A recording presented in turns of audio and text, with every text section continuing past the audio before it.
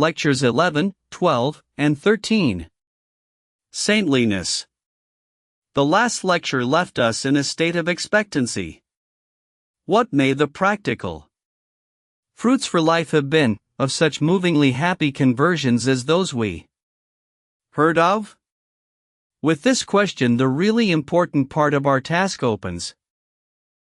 For you remember that we began all this empirical inquiry not merely to open a curious chapter in the natural history of human consciousness, but rather to attain a spiritual judgment as to the total value and positive meaning of all the religious trouble and happiness which we have seen.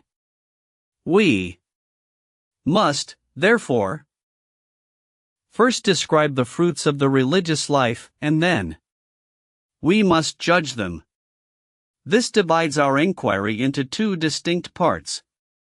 Let us without further preamble proceed to the descriptive task. It ought to be the pleasantest portion of our business in these lectures. Some small pieces of it, it is true, may be painful, or may show human nature in a pathetic light, but it will be mainly pleasant. Because the best fruits of religious experience are the best things that history has to show. They have always been esteemed so. Here, if anywhere, is the genuinely strenuous life. And to call to mind a succession of such examples as I have lately had to wander through, though it has been only in the reading of them, is to feel encouraged and uplifted and washed in better moral air. The highest flights of charity, devotion, trust, patience, bravery too, which the wings of human nature have spread themselves, have been flown for. Religious ideals. I can do no better than quote, as to this, some remarks which St. Beuve in his History of Port Royal makes on the results of conversion or the state of grace.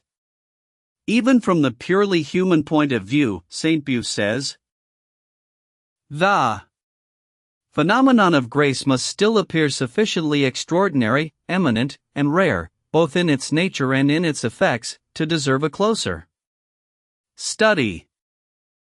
For the soul arrives thereby at a certain fixed and invincible state, a state which is genuinely heroic, and from out of which the greatest deeds which it ever performs are executed. Through all the different forms of communion, and all the diversity of the means which help to produce this state, whether it be reached by a jubilee, by a general confession, by a solitary prayer and effusion, whatever in short be the place and the occasion, it is easy to recognize that it is fundamentally one state in spirit and in fruits. Penetrate a little beneath the diversity of circumstances, and it becomes evident that in Christians of different epochs it is always one and the same modification by which they are affected. There is veritably a single fundamental and identical spirit of piety and charity, common to those who have received grace. An inner state which before all things is one of love and humility, of infinite confidence in God, and of severity for oneself, accompanied with tenderness for others. The fruits peculiar to this condition of the soul have the same savor in all, under distant suns and in different surroundings, in Saint Teresa of Avila just as in any Moravian brother of Herrnhut. 142.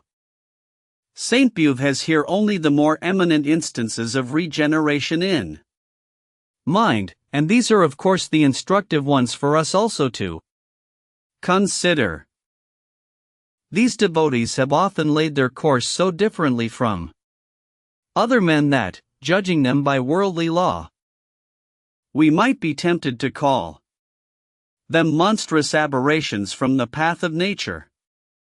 I begin, therefore, by asking a general psychological question as to what the inner conditions are which may make one human character differ so extremely from another. I reply at once that where the character, as something distinguished from the intellect, is concerned, the causes of human diversity lie chiefly in our differing susceptibilities of emotional excitement and in the different impulses and inhibitions which these bring in their train. Let me make this more clear. Speaking generally, our moral and practical attitude, at any given time, is always a resultant of two sets of forces within us. Impulses pushing us one way and obstructions and inhibitions holding us back. Yes. Yes, say the impulses, no. No, say the inhibitions. Few people who have not expressly reflected on the matter realize how constantly this factor of inhibition is upon us, how it contains and molds us by its restrictive pressure, almost as if we were fluids pent within the cavity of a jar. The influence is so incessant that it becomes subconscious. All of you, for example, sit here with a certain constraint at this moment, and entirely without express consciousness of the fact, because of the influence of the occasion. If left alone in the room, each of you would probably involuntarily rearrange himself and make his attitude more free and easy. But proprieties and their inhibitions snap like cobwebs if any great emotional excitement supervenes. I have seen a dandy appear in the street with his face covered with shaving lather because a house across the way was on fire. And a woman will run among strangers in her nightgown, if it be a question of saving her baby's life or her own. Take a self-indulgent woman's life in general. She will yield to every inhibition set by her disagreeable sensations, lie late in bed, live upon tea or bromides, keep indoors from the cold. Every difficulty finds her obedient to its no. But make a mother of her, and what have you? Possessed by maternal excitement, she now confronts wakefulness, weariness, and toil, without an instant of hesitation or a word of complaint. The inhibitive power of pain over her is extinguished wherever the baby's interests are at stake. The inconveniences which this creature occasions have become, as James Hinton says, the glowing heart of a great joy, and indeed are now the very conditions whereby the joy becomes most deep. This is an example of what you have already heard of as the expulsive power of a higher affection. But be the affection high or low, it makes no difference, so long as the excitement it brings be strong enough. In one of Henry Drummond's discourses he tells of an inundation in India, where an eminence with a bungalow upon it remained unsubmerged, and became the refuge of a number of wild animals and reptiles in addition to the human beings who were there. At a certain moment a Royal Bengal tiger appeared swimming towards it, reached it, and lay panting like a dog upon the ground in the midst of the people, still possessed by such an agony of terror that one of the Englishmen could calmly step up with a rifle and blow out its brains. The tiger's habitual ferocity was temporarily quelled by the emotion of fear, which became sovereign and formed a new center for his character. Sometimes no emotional state is sovereign, but many contrary ones are mixed together. In that case, one hears both yes and no's, and the will is called on then to solve the conflict. Take a soldier, for example. With his dread of cowardice impelling him to advance, his fears impelling him to run, and his propensities to imitation pushing him towards various courses if his comrades offer various examples. His person becomes the seat of a mass of interferences, and he may for a time simply waver, because no one emotion prevails. There is a pitch of intensity, though, which, if any emotion reach it, enthrones that one as alone effective and sweeps its antagonists and all their inhibitions away. The fury of his comrade's charge, once entered on, will give this pitch of courage to the soldier. The panic of their rout will give this pitch of fear. In these sovereign excitements, things ordinarily impossible grow natural because the inhibitions are annulled. Their no not only is not heard, it does not exist.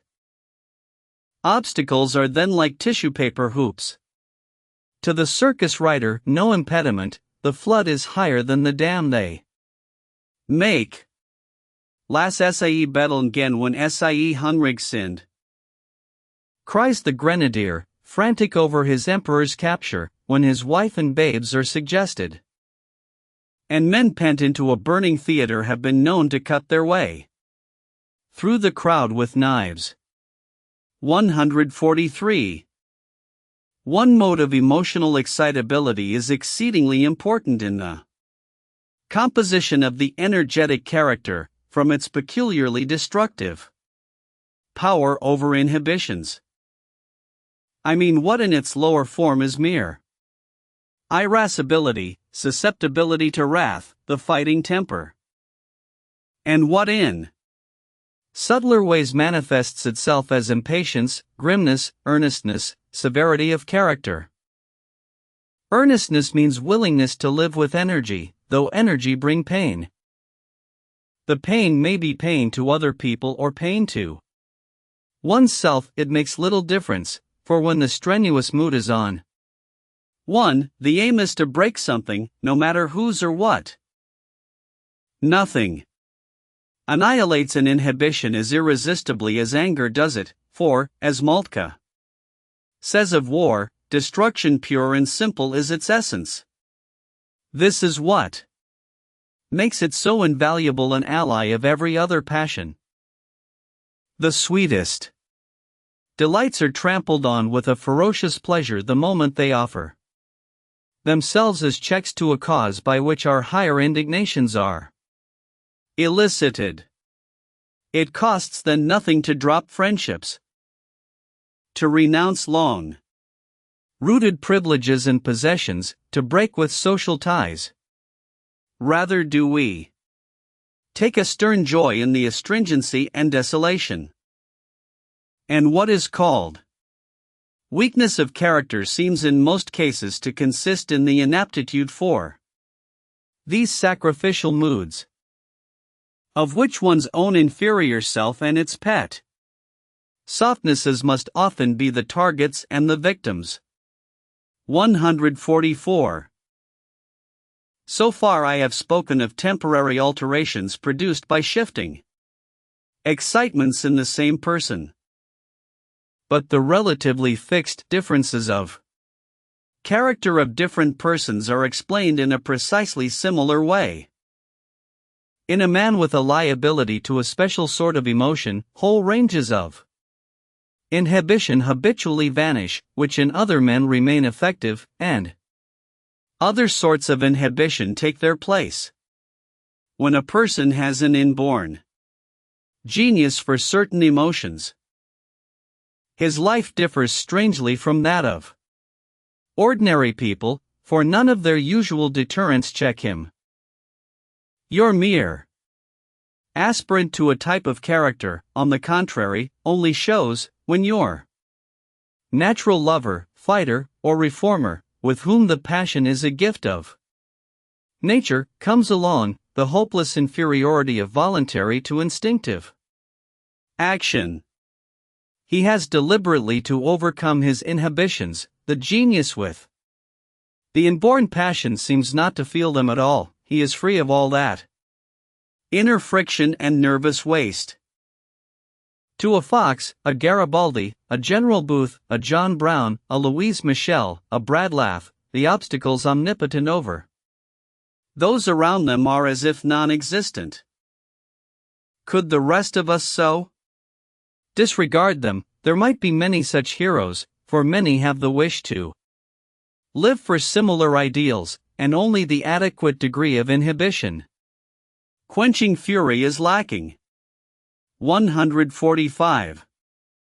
The difference between willing and merely wishing, between having ideals that are creative and ideals that are but pinings and regrets, thus depends solely either on the amount of steam pressure chronically driving the character in the ideal direction, or on the amount of ideal excitement transiently acquired. Given a certain amount of love, indignation, generosity, magnanimity, admiration, loyalty, or enthusiasm of self surrender, the result is always the same. That whole raft of cowardly obstructions, which in tame persons and dull moods are sovereign impediments to action, sinks away at once. Our conventionality, 146, our shyness, laziness, and stinginess, our demands for precedent and permission, for guarantee and surety, our small suspicions, timidities, despairs, where are they now? Severed like cobwebs, broken like bubbles in the sun. Was sind die Sorg nun und nach die Michigan nach gestern Wald erschlafen? Ich sham Michigan des im Morgenroth. The flood we are born on rolls them so lightly under that their very contact is unfelt. Set free of them, we float and soar and sing. This auroral openness and uplift gives to all creative ideal levels a bright and caroling quality, which is nowhere more marked than where the controlling emotion is religious. The true monk, writes an Italian mystic, takes nothing with him but his lyre. We may now turn from these psychological generalities to those fruits of the religious state which form the special subject of our present lecture.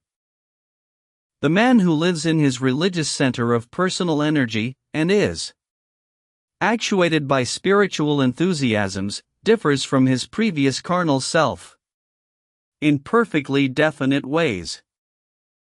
The new ardor which burns in his breast consumes in its glow the lower nose which formerly beset him, and keeps him immune against infection from the entire groveling portion of his nature. Magnanimities once impossible are now easy.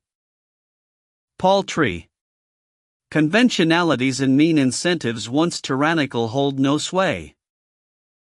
The stone wall inside of him has fallen, the hardness in his heart has broken down. The rest of us can, I think, imagine this by recalling our state of feeling in those temporary melting moods into which either the trials of real life, or the theater, or a novel sometimes throw us. Especially if we weep. For it is then as if our tears broke through an inveterate inner dam, and let all sorts of ancient peccancies and moral stagnancies drain away, leaving us now washed and soft of heart and open to every nobler leading. With most of us the customary hardness quickly returns, but not so with saintly persons. Many saints, even as energetic ones as Teresa and Loyola, have possessed what the Church traditionally reveres as a special grace, the so-called gift of tears. In these persons, the melting mood seems to have held almost uninterrupted control. And as it is with tears and melting moods, so it is with other exalted affections. Their reign may come by gradual growth or by a crisis, but in either case it may have come to stay. At the end of the last lecture we saw this permanence to be true of the general paramountcy of the higher insight. Even though in the ebbs of emotional excitement meaner motives might temporarily prevail and backsliding might occur, but that lower temptations may remain completely annulled. Apart from transient emotion and as if by alteration of the man's habitual nature, is also proved by documentary evidence in certain cases. Before embarking on the general natural history of the regenerate character, let me convince you of this curious fact by one or two examples. The most numerous are those of reformed drunkards. You recollect the case of Mr. Hadley in the last lecture, the Jerry Macaulay Water Street mission abounds in similar instances. 147. You also remember the graduate of Oxford, converted at 3 in the afternoon, and getting drunk in the hayfield the next day, but after that permanently cured of his appetite. From that hour drink has had no terrors for me. I never touch it, never want it. The same thing occurred with my pipe. The desire for it went at once and has never returned. So with every known sin, the deliverance, in each case being permanent and complete. I have had no temptations since conversion. Here is an analogous case from Starbuck's manuscript collection. I went into the old Adelphi Theater, where there was a holiness meeting, and I began saying, Lord, Lord, I must have this blessing. Then what was to me an audible voice said, Are you willing to give up everything to the Lord? And question after question kept coming up, to all of which I said, yes, Lord, until this came, why do you not accept it now, and I said, I do, Lord. I felt no particular joy, only a trust. Just then the meeting closed, and, as I went out on the street, I met a gentleman smoking a fine cigar, and a cloud of smoke came into my face, and I took a long, deep breath of it, and praised the Lord, all my appetite for it was gone. Then as I walked along the street, passing saloons where the fumes of liquor came out, I found that all my taste and longing for that accursed stuff was gone. Glory to God. But, for 10 or 11 long years, after that, I was in the wilderness with its ups and downs. My appetite for liquor never came back. The classic case of Colonel Gardner is that of a man cured of sexual temptation in a single hour. To Mr. Spears the Colonel said, I was effectually cured of all inclination to that sin. I was so strongly addicted to that I thought nothing but shooting me through the head could have cured me of it. And all desire and inclination to it was removed, as entirely as if I had been a sucking child, nor did the temptation return. To this day, Mr. Webster's words on the same subject are these: 1. Thing I have heard the Colonel frequently say, that he was much addicted to impurity before his acquaintance with religion, but that, so soon as he was enlightened from above, he felt the power of the Holy Ghost changing his nature so wonderfully that his sanctification in this respect seemed more remarkable than in any other. 148. Such rapid abolition of ancient impulses and propensities reminds us so strongly of what has been observed as the result of hypnotic suggestion, that it is difficult not to believe that subliminal influences play the decisive part in these abrupt changes of heart, just as they do in hypnotism. 149. Suggestive therapeutics abound in records of cure, after a few sittings, of inveterate bad habits with which the patient, left to ordinary moral and physical influences, had struggled in vain. Both drunkenness and sexual vice have been cured in this way. Action through the subliminal seeming thus in many individuals to have the prerogative of inducing relatively stable change. If the grace of God miraculously operates, it probably operates through the subliminal door, then. But just underscore how anything operates in this region is still unexplained.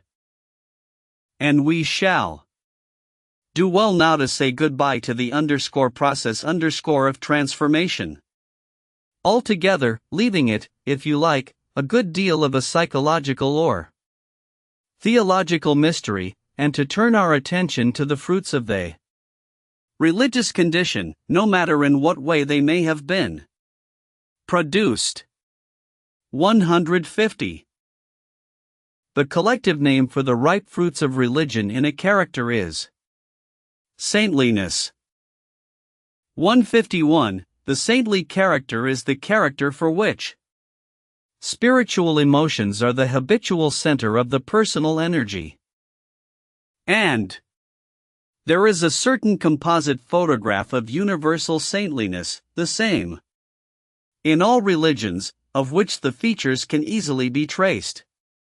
152. They are these: 1.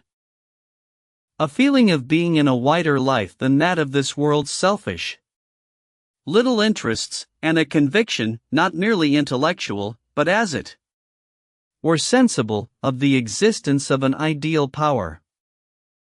In Christian saintliness, this power is always personified as God, but abstract moral ideals, civic or patriotic utopias, or inner visions of holiness or right, may also be felt as the true lords and enlargers of our life, in ways which I described in the lecture on the reality of the unseen.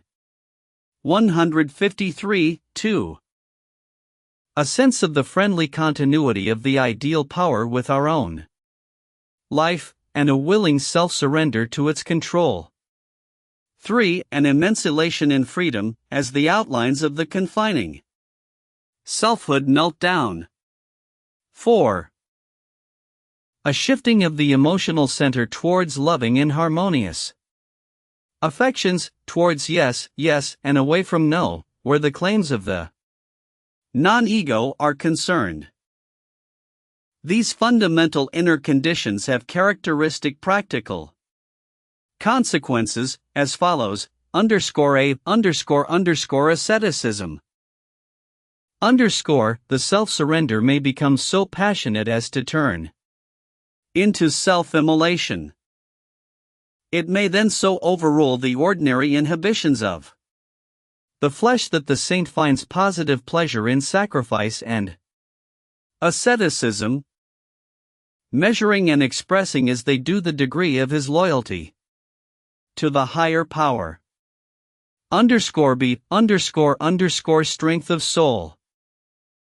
The sense of enlargement of life may be so uplifting that personal motives and inhibitions, commonly omnipotent, become too insignificant for notice, and new reaches of patience and fortitude open out. Fears and anxieties go, and blissful equanimity takes their place.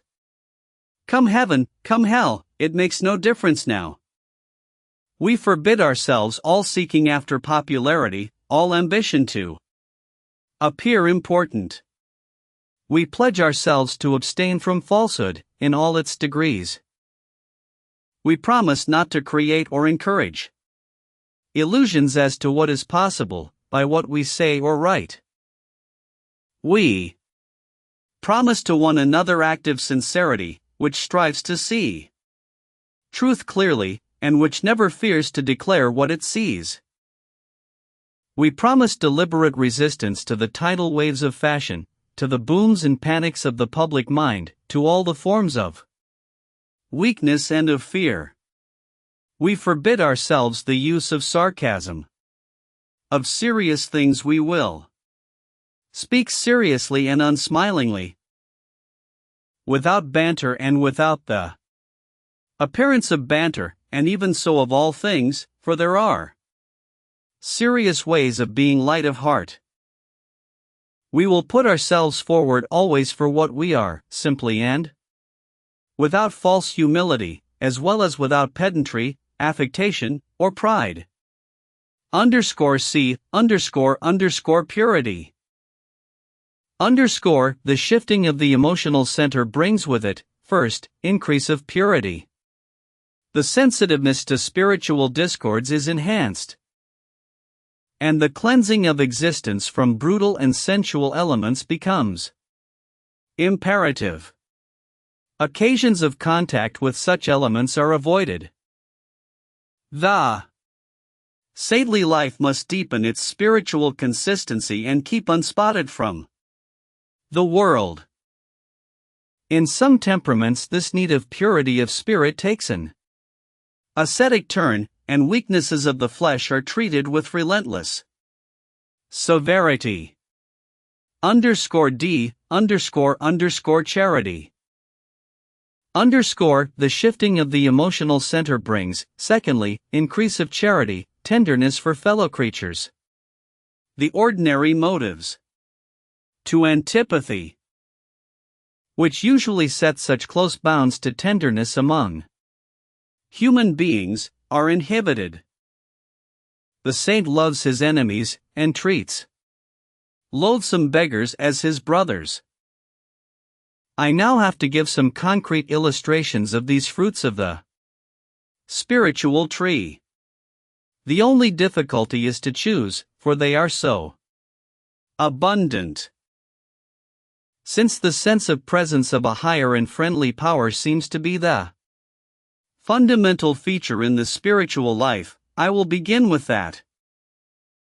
In our narratives of conversion, we saw how the world might look shining and transfigured to the convert, 154, and, apart from anything acutely religious, we all have moments when the universal life seems to wrap us round with friendliness.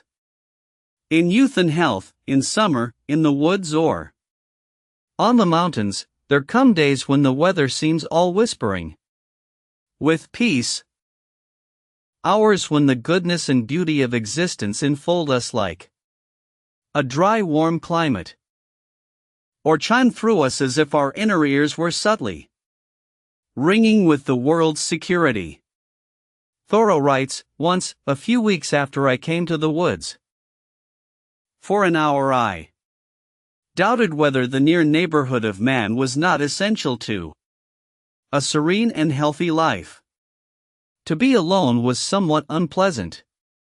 But, in the midst of a gentle rain, while these thoughts prevailed, I was suddenly sensible of such sweet and beneficent society in nature, in the very pattering of the drops, and in every sight and sound around my house. An infinite and unaccountable friendliness all at once, like an atmosphere, sustaining me, as made the fancied advantages of human neighborhood insignificant, and I have never thought of them since. Every little pine needle expanded and swelled with sympathy and befriended me. I was so distinctly made aware of the presence of something kindred to me, that I thought no place could ever be Strange to me again. 155. In the Christian consciousness, this sense of the enveloping friendliness becomes most personal and definite. The compensation, writes a German author, for the loss of that sense of personal independence which man so unwillingly gives up, is the disappearance of all fear from one's life. The quite indescribable and inexplicable feeling of an inner security which one can only experience, but which, once it has been experienced, one can never forget. 156.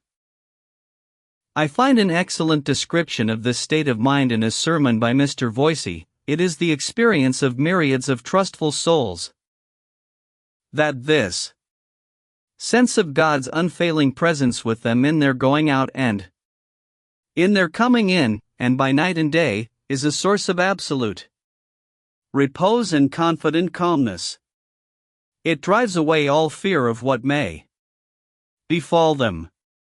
That nearness of God is a constant security against terror and anxiety.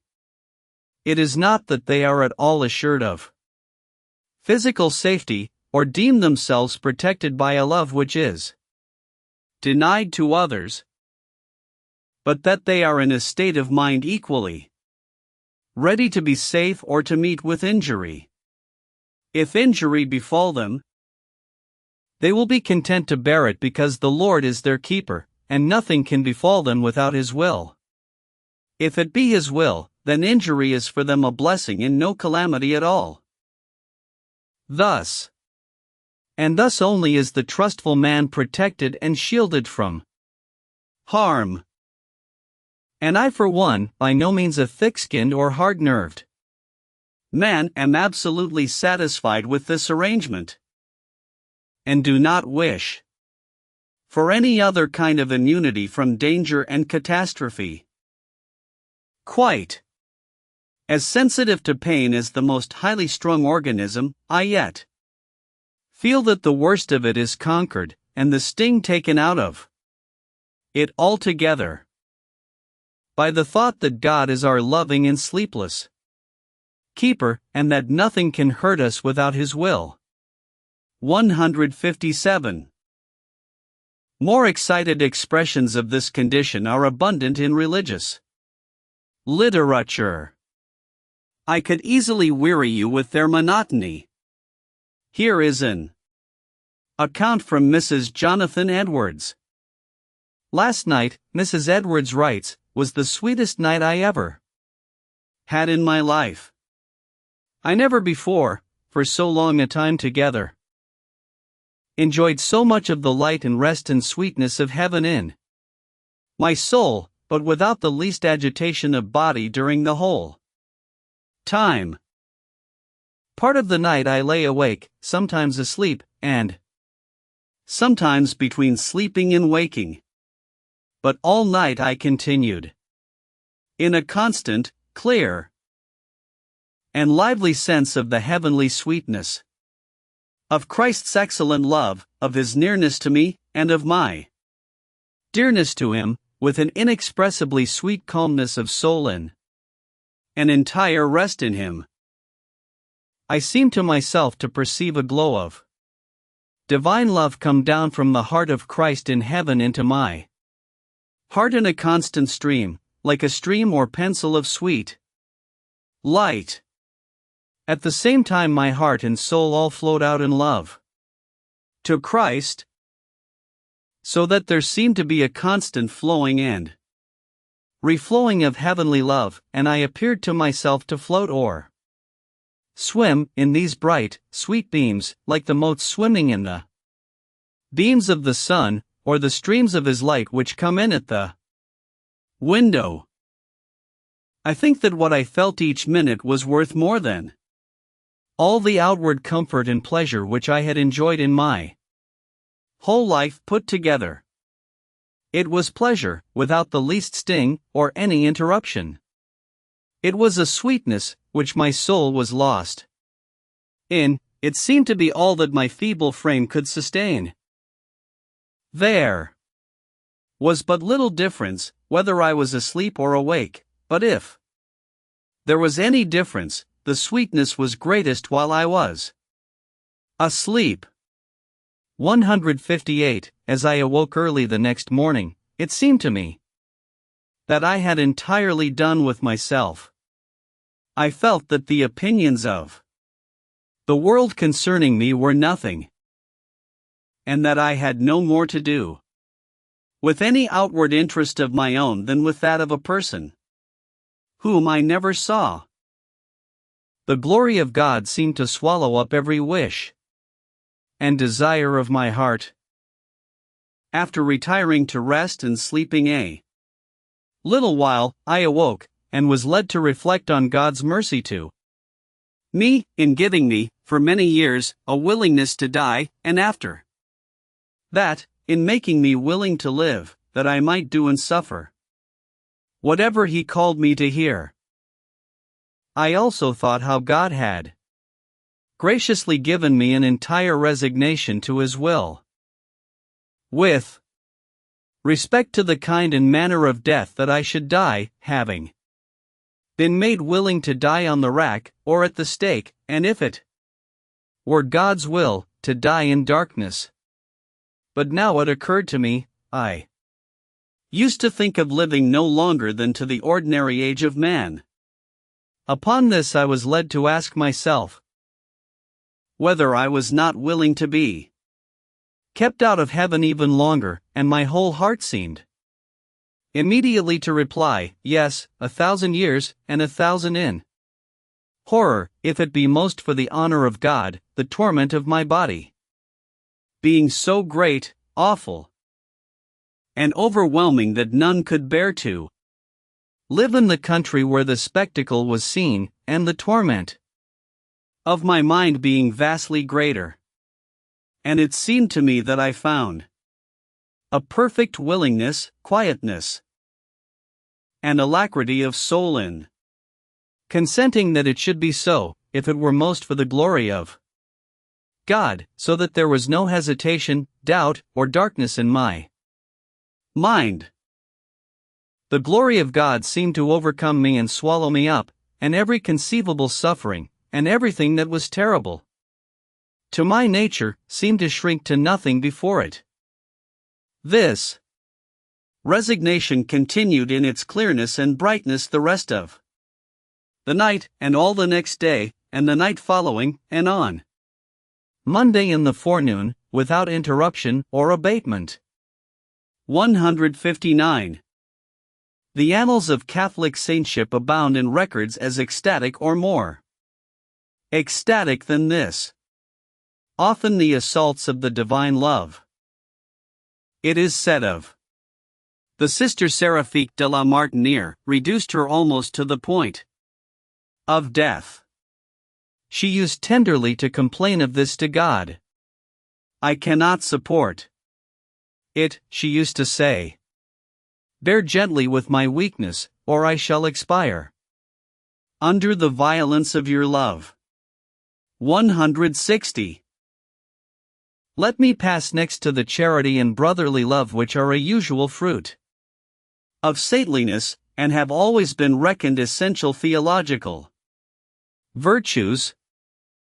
However limited may have been the kinds of service which the particular theology enjoined, brotherly love would follow logically from the assurance of God's friendly presence.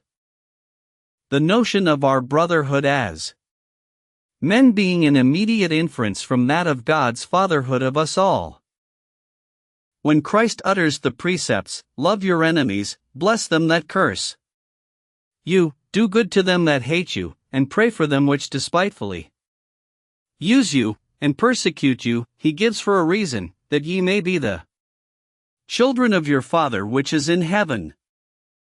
For he maketh his sun to rise on the evil and on the good, and sendeth rain on the just and on the unjust.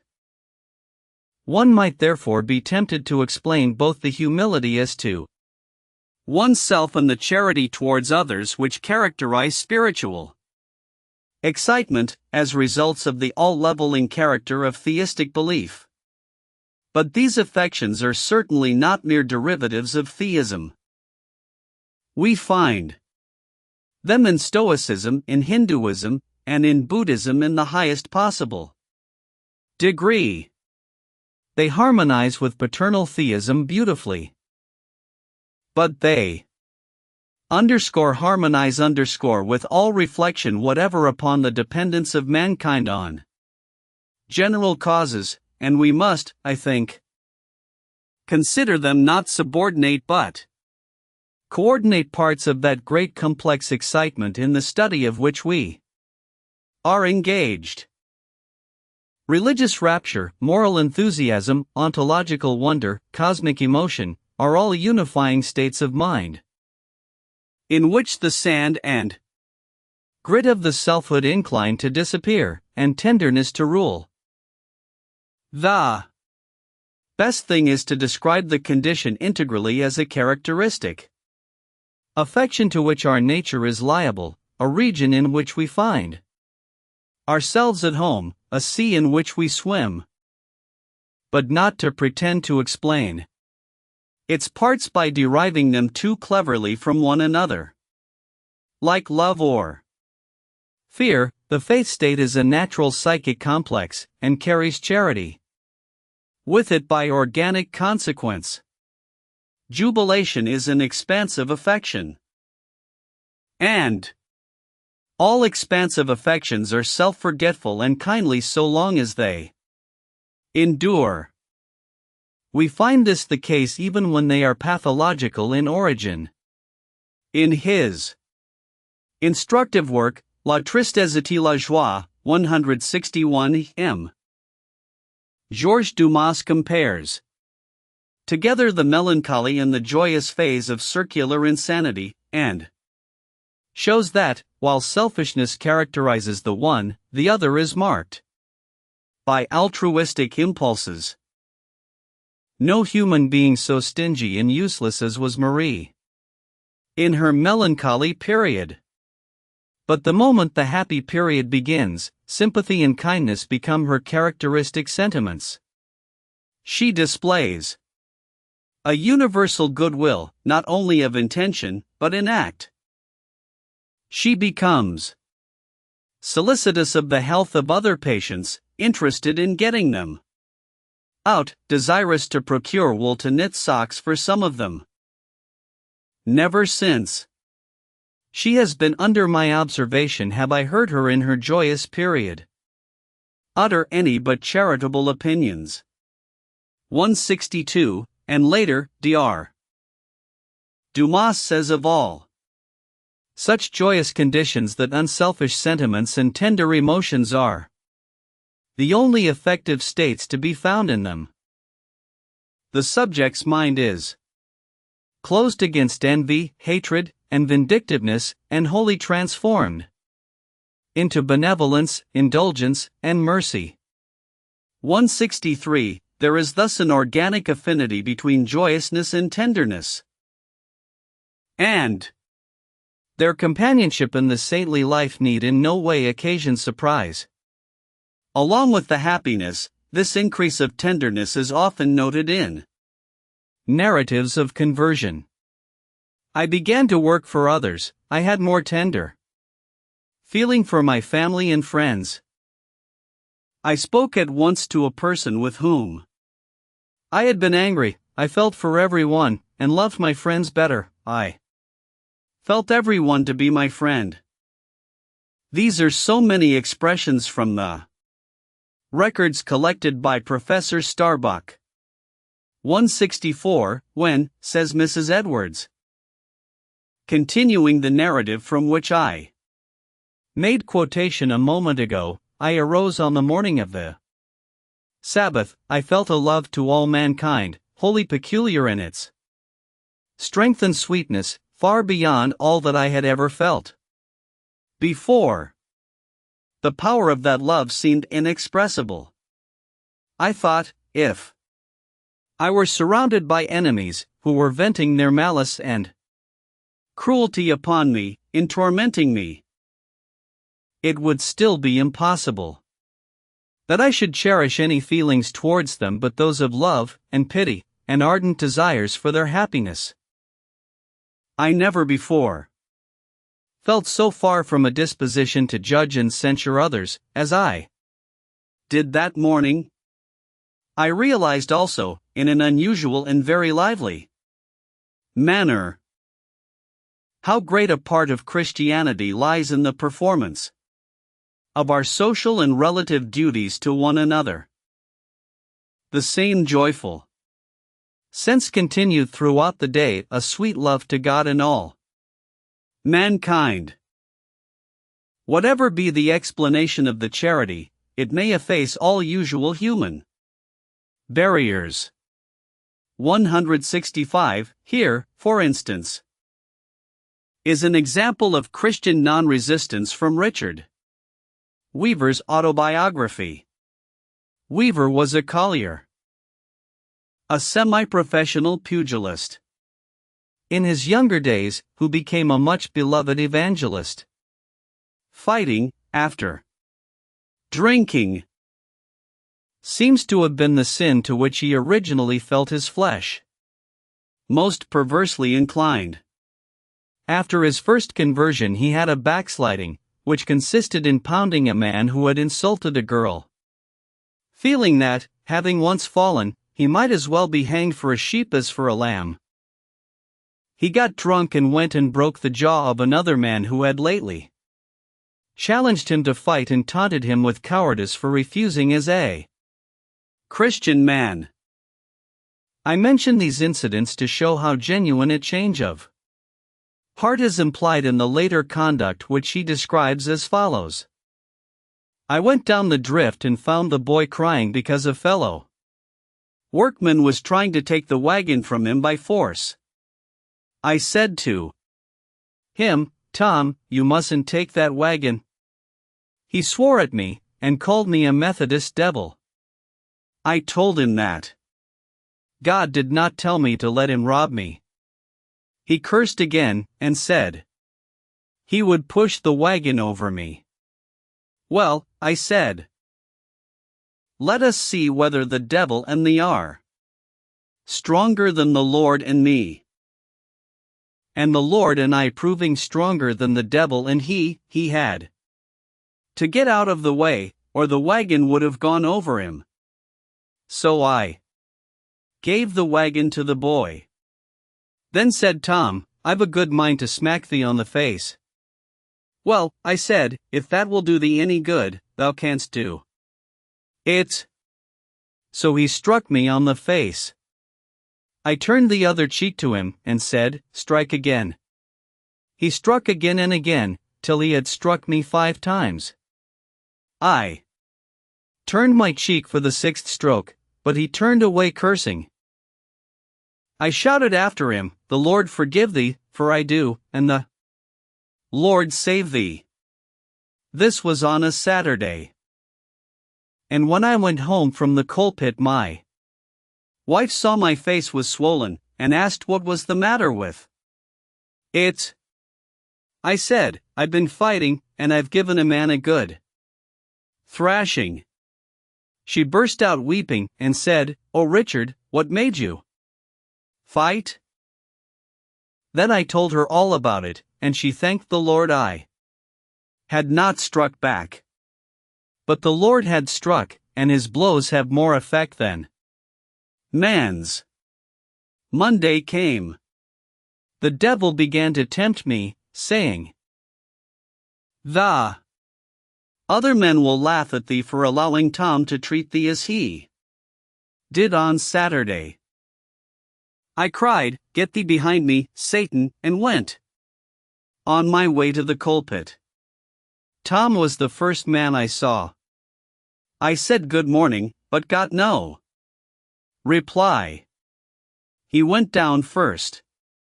When I got down, I was surprised to see him sitting on the wagon road waiting for me.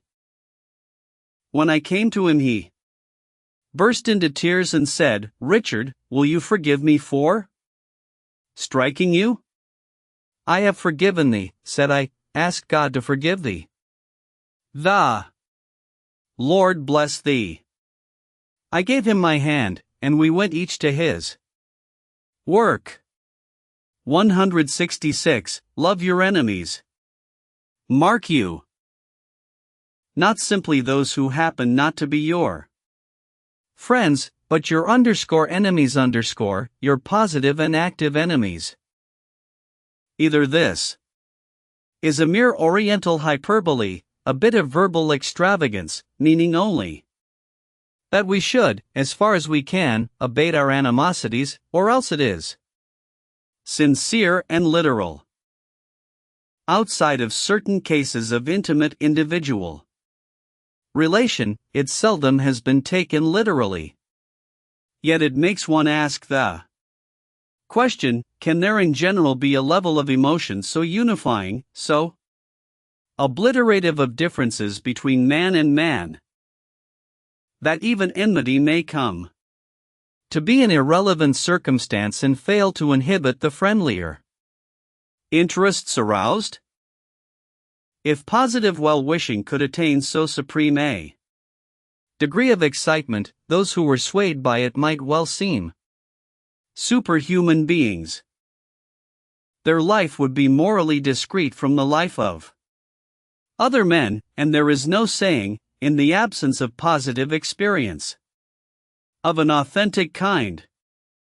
For there are few active examples in our scriptures, and the Buddhistic examples are legendary. 167. What the effects might be, they might conceivably transform the world. Psychologically and in principle, the precept "love your enemies" is not self-contradictory. It is merely the extreme limit of a kind of magnanimity with which, in the shape of pitying tolerance of our oppressors, we are fairly familiar. Yet if radically followed, it would involve such a breach with our instinctive springs of action as a whole, and with the present world's arrangements, that a critical point would practically be passed, and we should be born into another kingdom of being. Religious emotion makes us feel that other kingdom to be close at hand, within our reach. The inhibition of instinctive repugnance is proved not only by the showing of love to enemies, but by the showing of it to anyone who is personally loathsome. In the annals of saintliness we find a curious mixture of motives impelling in this direction. Asceticism plays its part, and along with charity pure and simple, we find humility or the desire to disclaim distinction and to grovel on the common level before God. Certainly all three principles were at work when Francis of Assisi and Ignatius Loyola exchanged their garments with those of filthy beggars. All three are at work when religious persons consecrate their lives to the care of leprosy or other peculiarly unpleasant diseases. The nursing of the sick is a function to which the religious seem strongly drawn, even apart from the fact that church traditions set that way.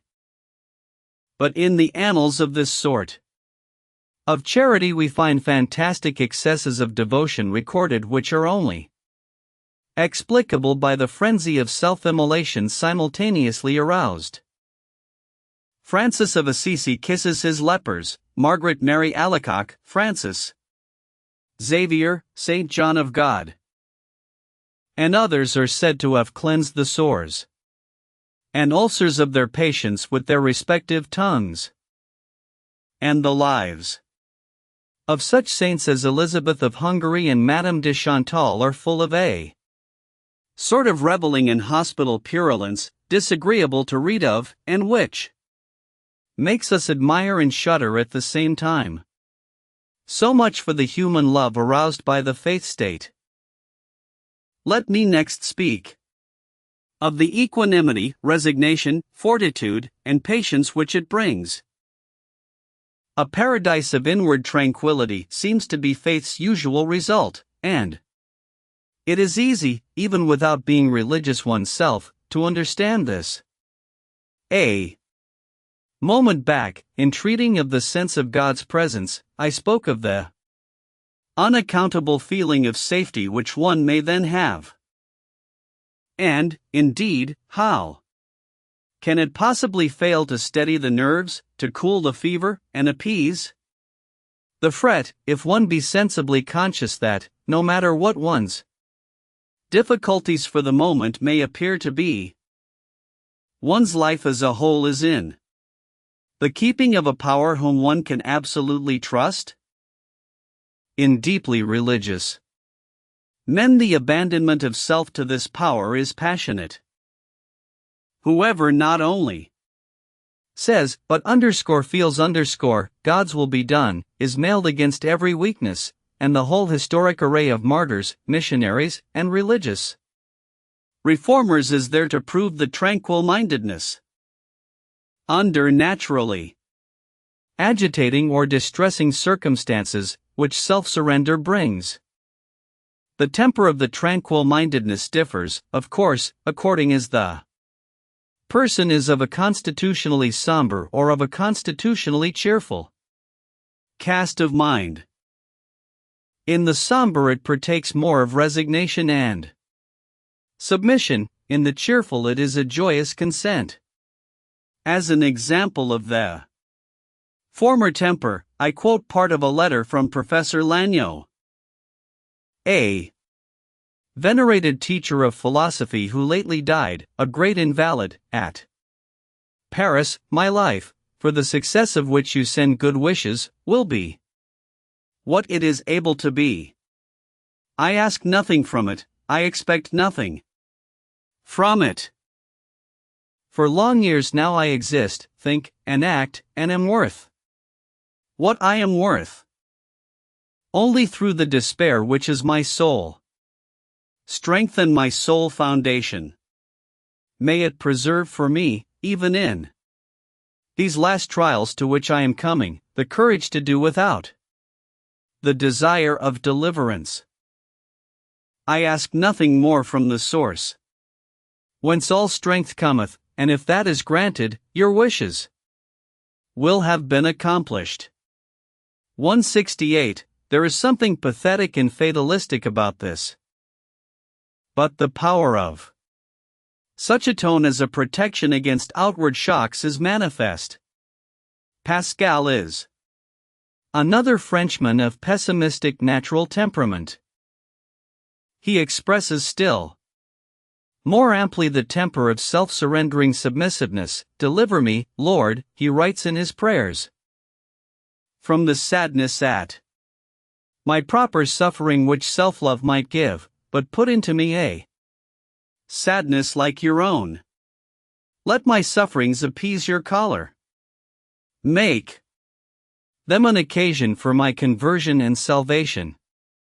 I ask you, neither for health nor for sickness, for life nor for death, but that you may dispose of my health and my sickness, my life and my death, for your glory, for my salvation, and for the use of the Church and of your saints, of whom I would by your grace be one.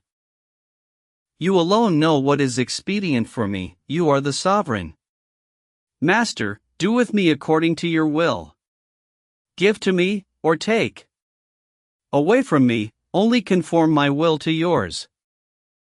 I know but one thing, Lord, that it is good to follow you, and bad to offend you.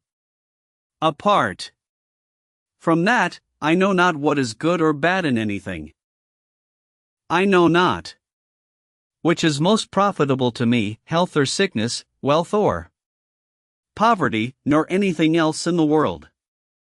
That discernment is beyond the power of men or angels, and is hidden among the secrets of your providence, which I adore, but do not seek to fathom. 169. When we reach more optimistic temperaments, the resignation grows less passive. Examples are sown so broadcast throughout history that I might Well, pass on without citation. As it is, I snatch at the first that occurs to my mind. Madame Guyon, a frail creature physically, was yet of a happy native disposition. She went through many perils with admirable serenity of soul. After being sent to prison for heresy, some of my friends, she writes, wept bitterly at the hearing of it, but such was my state of acquiescence and resignation that it failed to draw any tears from me. There appeared to be in me then, as I find it to be in me now, such an entire loss of what regards myself, that any of my own interests gave me little pain or pleasure, ever wanting to will or wish for myself only the very thing which God does. In another place she writes, we all of us came near perishing in a river which we found it necessary to pass. The carriage sank in the quicksand. Others who were with us threw themselves out in excessive fright. But I found my thoughts so much taken up with God that I had no distinct sense of danger. It is true that the thought of being drowned passed across my mind, but it caused no other sensation or reflection in me than this, that I felt quite contented in willing it were so, if it were my heavenly Father's choice. Sailing from Nice to Genoa, a storm keeps for 11 days at sea. As the irritated waves dashed round us, she writes, I could not help experiencing a certain degree of satisfaction in my mind. I pleased myself with thinking that those mutinous billows, under the command of Him who does all things rightly, might probably furnish me with a watery grave. Perhaps I carried the point too far in the pleasure which I took in thus seeing myself beaten and bandied by the swelling waters. Those who were with me took notice of my intrepidity. 170. The contempt of danger which religious enthusiasm produces may be even more buoyant still. I take an example from that charming recent autobiography, With Christ at Sea, by Frank Bullen. A couple of days after he went through the conversion on shipboard of which he there gives an account, it was blowing stiffly, he writes, and we were carrying a press of canvas to get north out of the bad weather. Shortly after 4 bells we hauled down the flying jib, and I sprang out astride the boom to furl it. I was sitting astride the boom when suddenly it gave way with me. The sail slipped through my fingers, and I fell backwards, hanging head downwards over the seething tumult of shining foam under the ship's bows, suspended by 1 foot. But I felt only high exultation in my certainty of eternal life. Although death was divided from me by a hair's breadth, and I was acutely conscious of the fact, it gave me no sensation but joy. I suppose I could have hung there no longer than 5 seconds, but in that time I lived a whole age of delight. But my body asserted itself, and with a desperate gymnastic effort I regained the boom. How I furled the sail I don't know, but I sang at the utmost pitch of my voice praises to God that went pealing out over the dark waste of waters. 171. The annals of martyrdom are of course the signal field of triumph for religious imperturbability. Let me cite as an example the statement of a humble sufferer, persecuted as a Huguenot under Louis XIV. They shut all the doors, Blanche Gammon writes, and I saw 6 women each with a bunch of willow rods as thick as the hand could hold, and a yard long. He gave me the order, "Undress yourself." Which I did. He said, "You are leaving on your shift, you must take it off." They had so little patience that they took it off themselves, and I was naked from the waist up.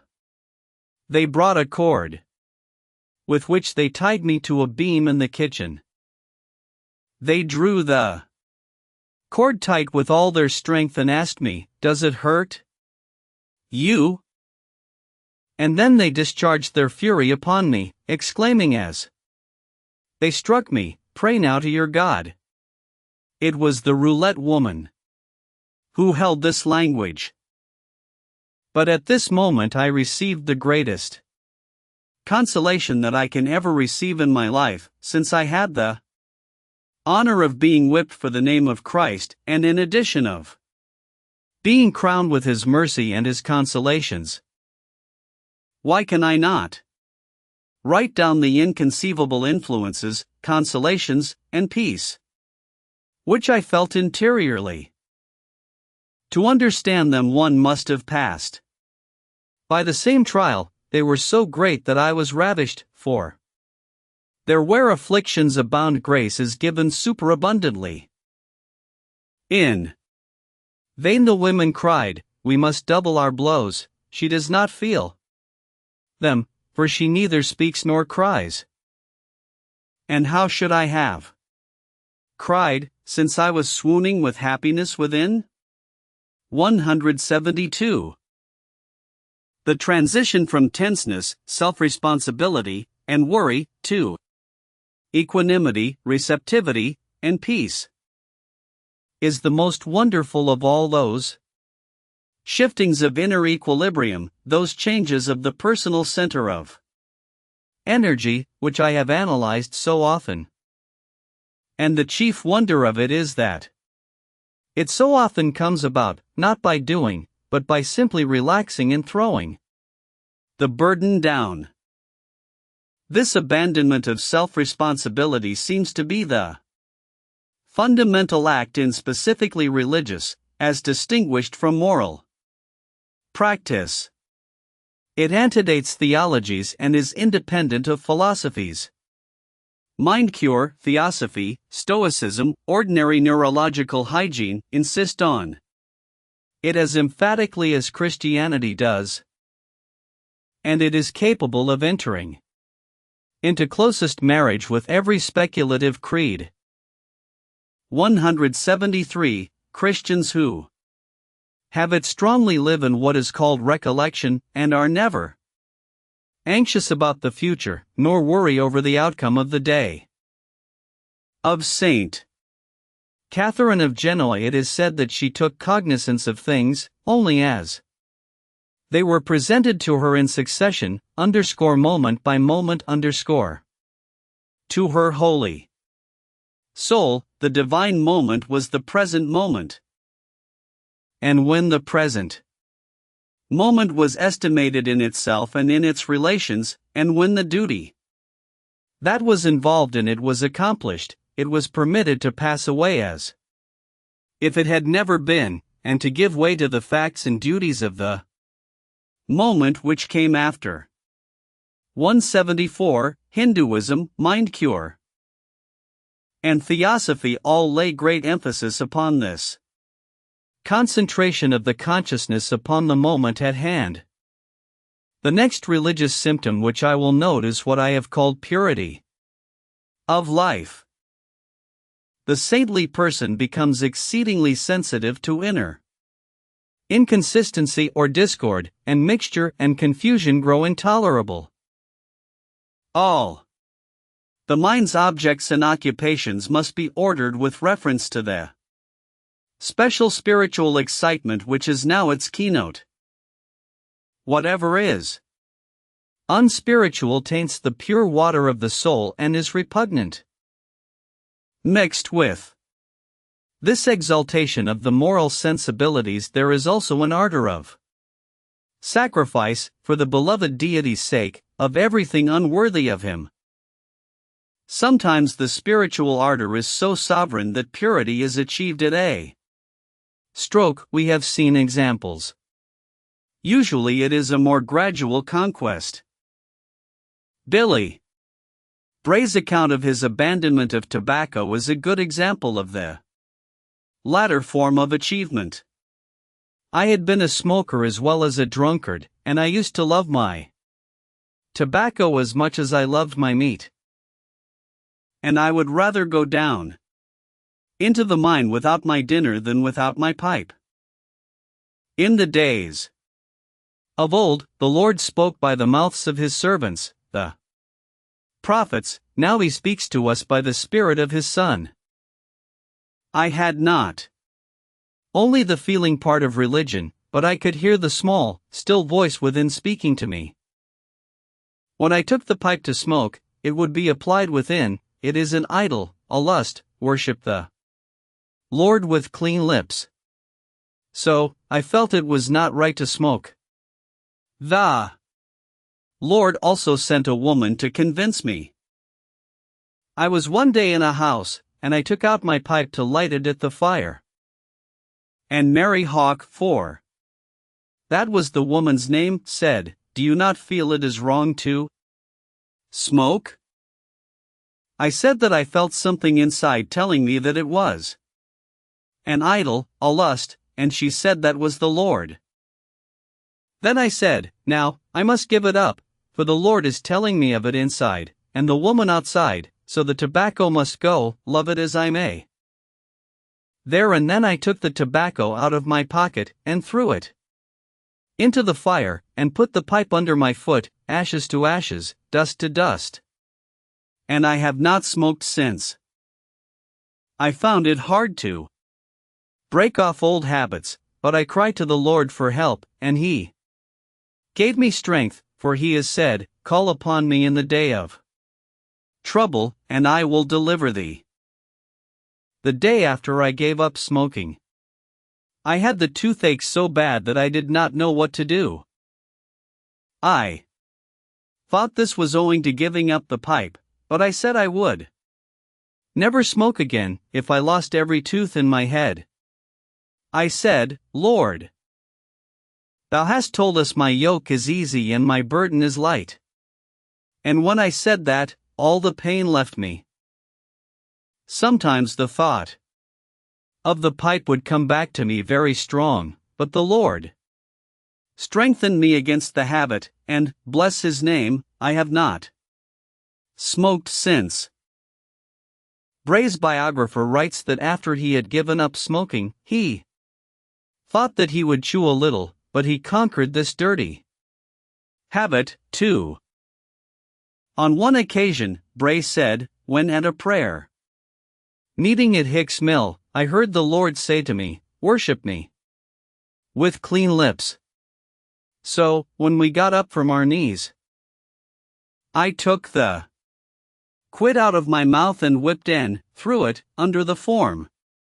But, when we got on our knees again, I put another quid into my mouth. Then the Lord said to me again, "Worship me with clean lips." So I took the quid out of my mouth, and whipped and under the form again, and said, "Yes, Lord, I will." From that time I gave up chewing as well as smoking, and have been a free man. The ascetic forms which the impulse for veracity and purity of life may take are often pathetic enough. The early Quakers, for example, had hard battles to wage against the worldliness and insincerity of the ecclesiastical Christianity of their time. Yet the battle that cost them most wounds was probably that which they fought in defense of their own right to social veracity and sincerity in their the ing and thou ing, in not doffing the hat or giving titles of respect. It was laid on George Fox that these conventional customs were a lie and a sham, and the whole body of his followers thereupon renounced them as a sacrifice to truth. And so, that their acts and the spirit they professed might be more in accord. When the Lord sent me into the world, says Fox in his journal, he forbade me to put off my hat to any, high or low. And I was required to thee and thou all men and women, without any respect to rich or poor, great or small. And as I traveled up and down, I was not to bid people good morning, or good evening, neither might I bow or scrape with my leg to anyone. This made the sects and professions rage. Oh, the rage that was in the priests, magistrates, professors, and people of all sorts, and especially in priests and professors. For though thou to a single person was according to their accidents and grammar rules, and according to the Bible, yet they could not bear to hear it, and because I could not put off my hat to them, it set them all into a rage. Oh, the scorn, heat, and fury that arose. Oh, the blows, punchings, beatings, and imprisonments that we underwent for not putting off our hats to men.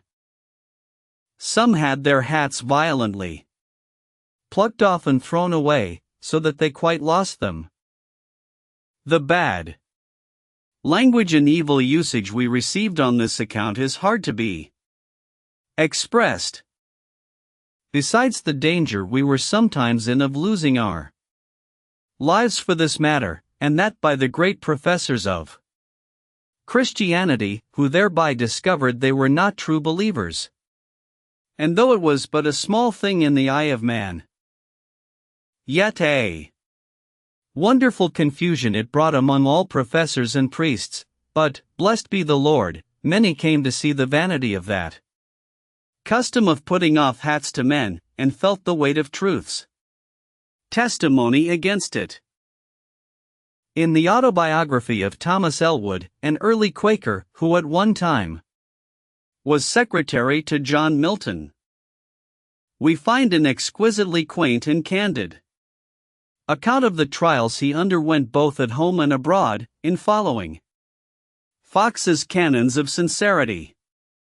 The anecdotes are too lengthy for citation, but Elwood sets down his manner of feeling about these things in a shorter passage, which I will quote as a characteristic utterance of spiritual sensibility. By this divine light, then, says Elwood, I saw that though I had not the evil of the common uncleanliness, debauchery, profaneness, and pollutions of the world to put away, because I had, through the great goodness of God and a civil education, been preserved out of those grosser evils. Yet I had many other evils to put away and to cease from, some of which were not by the world, which lies in wickedness, 1 John v. 19, accounted evils, but by the light of Christ were made manifest to me to be evils, and as such condemned in me, as particularly those fruits and effects of pride that discover themselves in the vanity and superfluity of apparel, which I took too much delight in. This evil of my doings I was required to put away and cease from, and judgment lay upon me till I did so.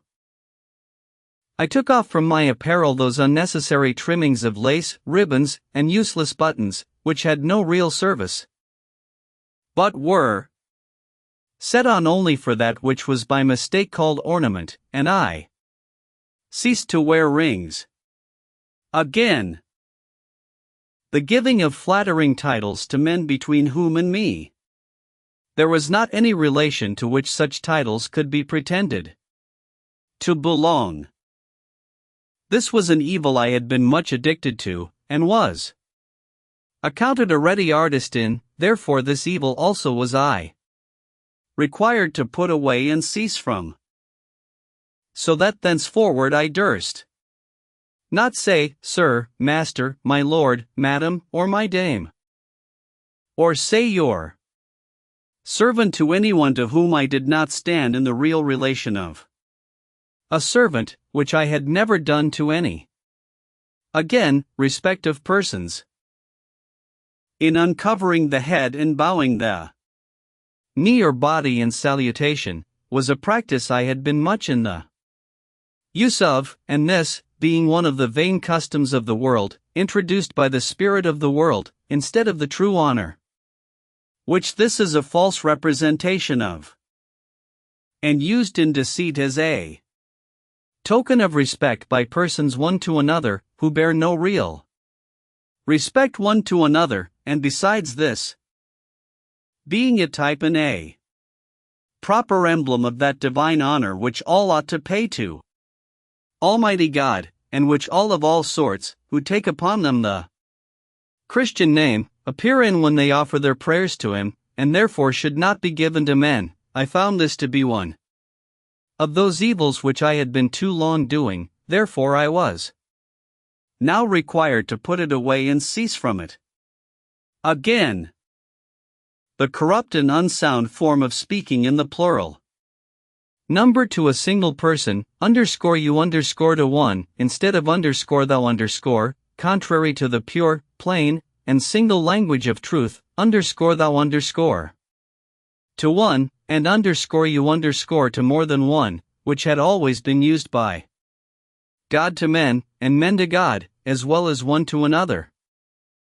From the oldest record of time till corrupt men, for corrupt ends, in later and corrupt times, to flatter, fawn, and work upon the corrupt nature in men, brought in that false and senseless way of speaking, you to one, which has since corrupted the modern languages, and hath greatly debased the spirits and depraved the manners of men. This evil custom I had been as forward in as others, and this I was now called out of and required to cease from.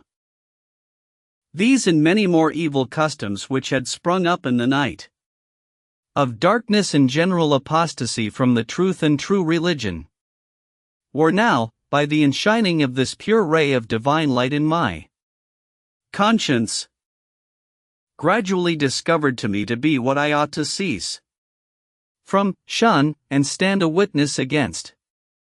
175. These early Quakers were Puritans indeed. The slightest inconsistency between profession and deed jarred some of them to active protest. John Wolman writes in his diary, "In these journeys I have been where much cloth hath been dyed, and have at sundry times walked over ground where much of their dyestuffs has drained away. This hath produced a longing in my mind that people might come into cleanness of spirit, cleanness of person, and cleanness about their houses and garments. Dyes being invented partly to please the eye, and partly to hide dirt, I have felt in this weak state, when traveling in dirtiness, and affected with unwholesome scents, a strong desire that the nature of dyeing cloth to hide dirt may be more fully considered. Washing our garments to keep them sweet is cleanly, but it is the opposite to real cleanliness to hide dirt in them. Through giving way to hiding dirt in our garments, a spirit which would conceal that which is disagreeable is strengthened. Real cleanliness becometh a holy people. But hiding that which is not clean by coloring our garments seems contrary to the sweetness of sincerity. Through some sorts of dyes, cloth is rendered less useful. And if the value of dyestuffs, and expense of dyeing, and the damage done to cloth, were all added together, and that cost applied to keeping all sweet and clean, how much more would real cleanliness prevail? Thinking often on these things, the use of hats and garments dyed with a dye hurtful to them, and wearing more clothes in summer than are useful, grew more uneasy to me. believing them to be customs which have not their foundation in pure wisdom. The apprehension of being singular from my beloved friends was straight upon me, and thus I continued in the use of some things, contrary to my judgment, about 9 months. Then I thought of getting a hat the natural color of the fur. But the apprehension of being looked upon as one affecting singularity felt uneasy to me. On this account I was under close exercise of mind in the time of our general spring meeting in 1762, greatly desiring to be rightly directed, when, being deeply bowed in spirit before the Lord, I was made willing to submit to what I apprehended was required of me, and when I returned home, got a hat of the natural color of the fur. In attending meetings, this singularity was a trial to me, and more especially at this time, as white hats were used by some who were fond of following the changeable modes of dress, and as some friends, who knew not from what motives I wore it, grew shy of me, I felt my way for a time shut up in the exercise of the ministry.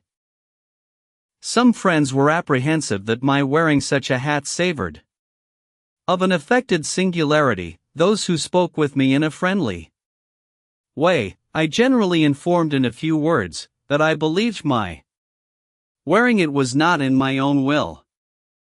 When the craving for moral consistency and purity is developed to this degree, the subject may well find the outer world too full of shocks to dwell in, and can unify his life and keep his soul unspotted only by withdrawing from it that law which impels the artist to achieve harmony in his composition by simply dropping out whatever jars or suggests a discord. Rules also in the spiritual life.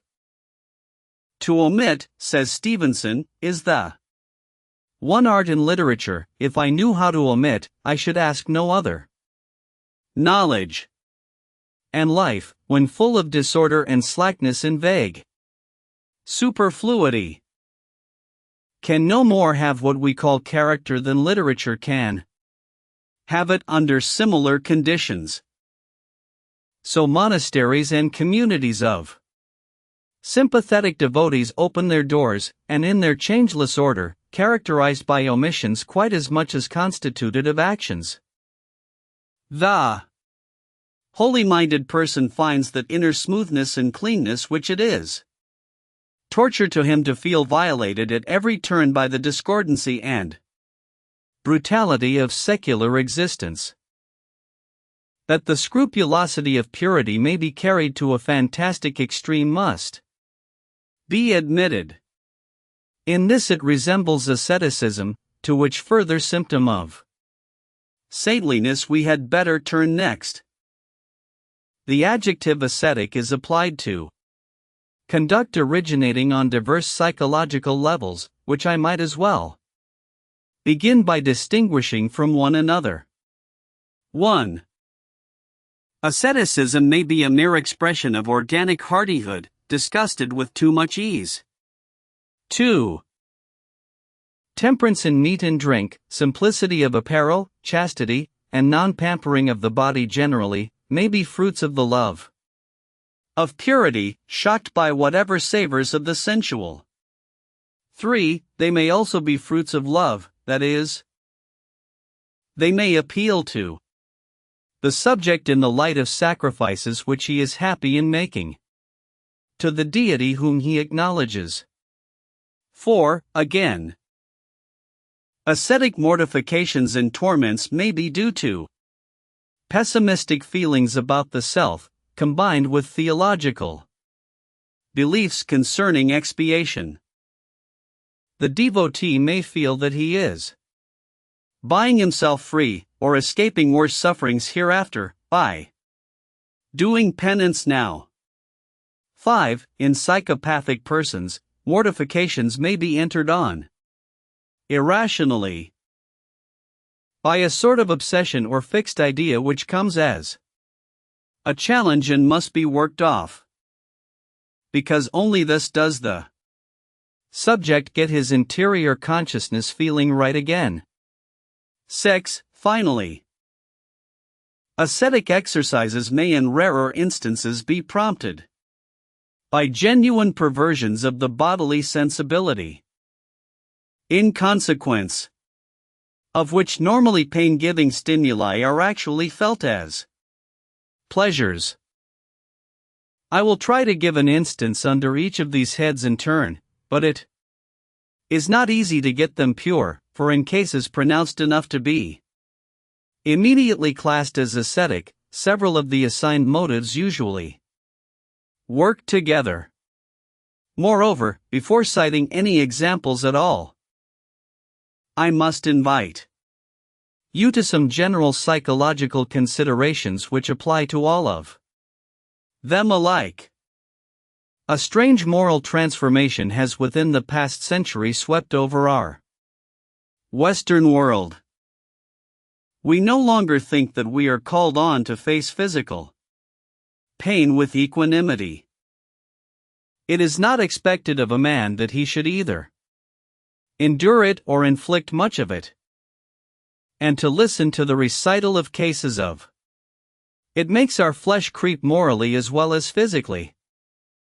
The way in which our ancestors looked upon pain as an eternal ingredient of the world's order, and both caused and suffered it as a matter of course portion of their day's work, fills us with amazement. We wonder that any human beings could have been so callous.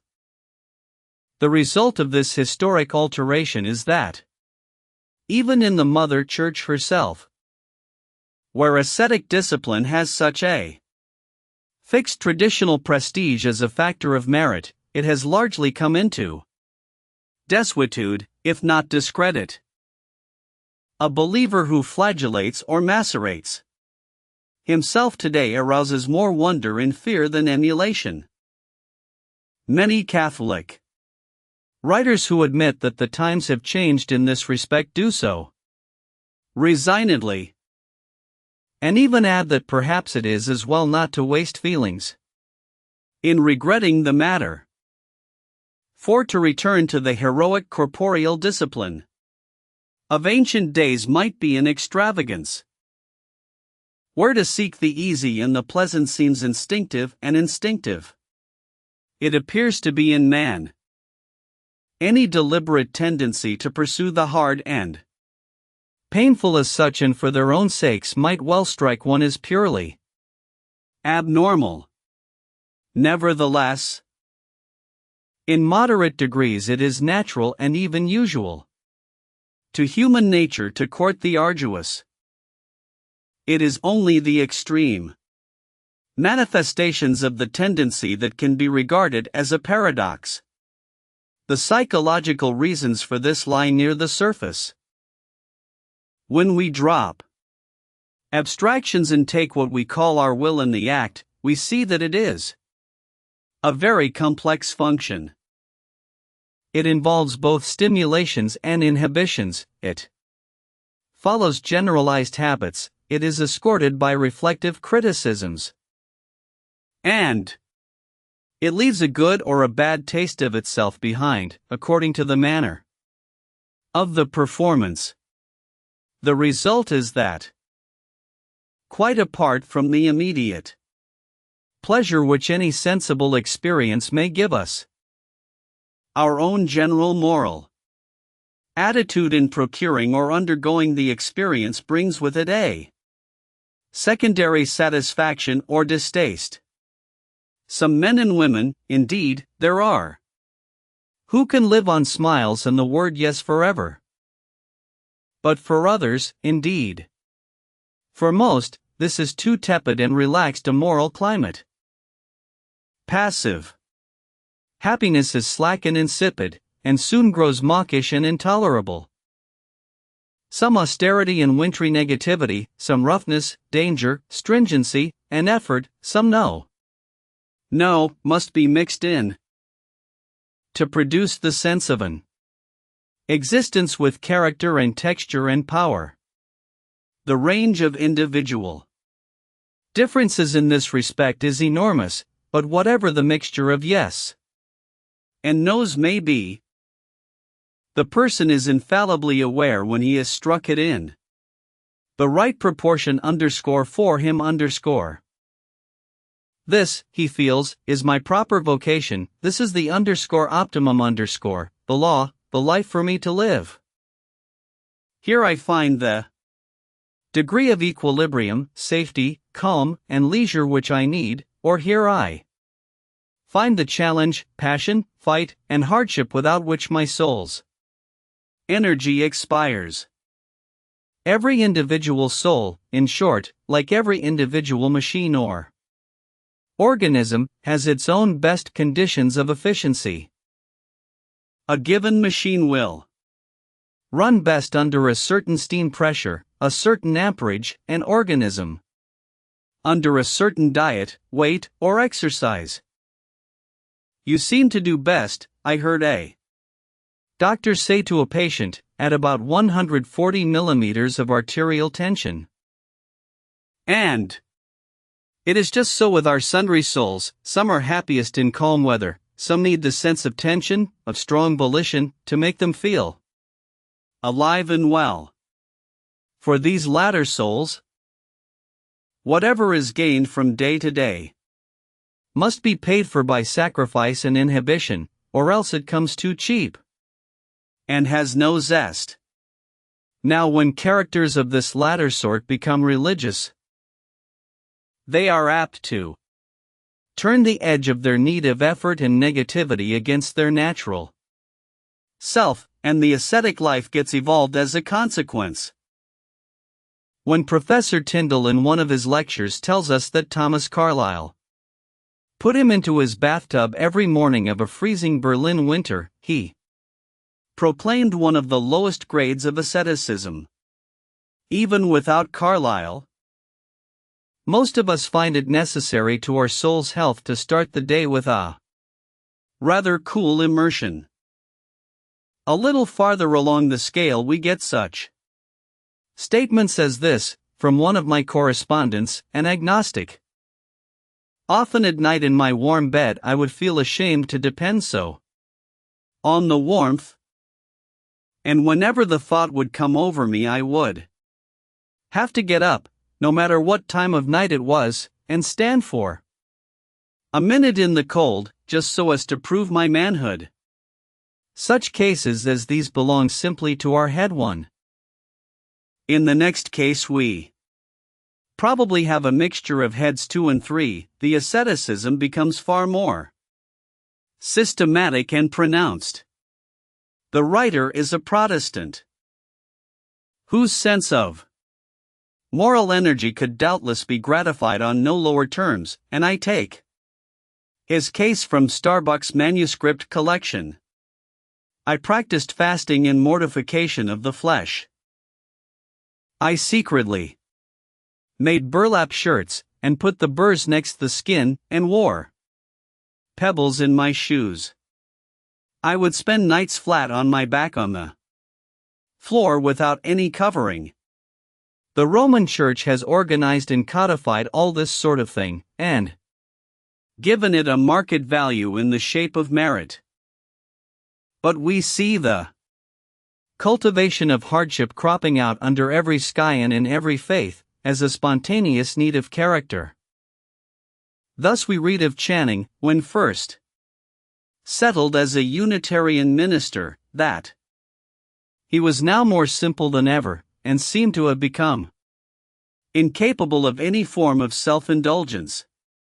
He took the smallest room in the house for his study, though he might easily have commanded one more light, airy, and in every way more suitable, and chose for his sleeping chamber an attic which he shared with a younger brother.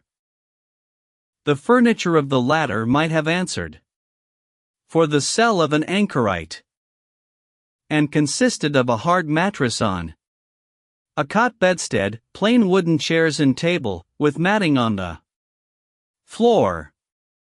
It was without fire, and to cold he was throughout life extremely sensitive. But he never complained or appeared in any way to be conscious of inconvenience.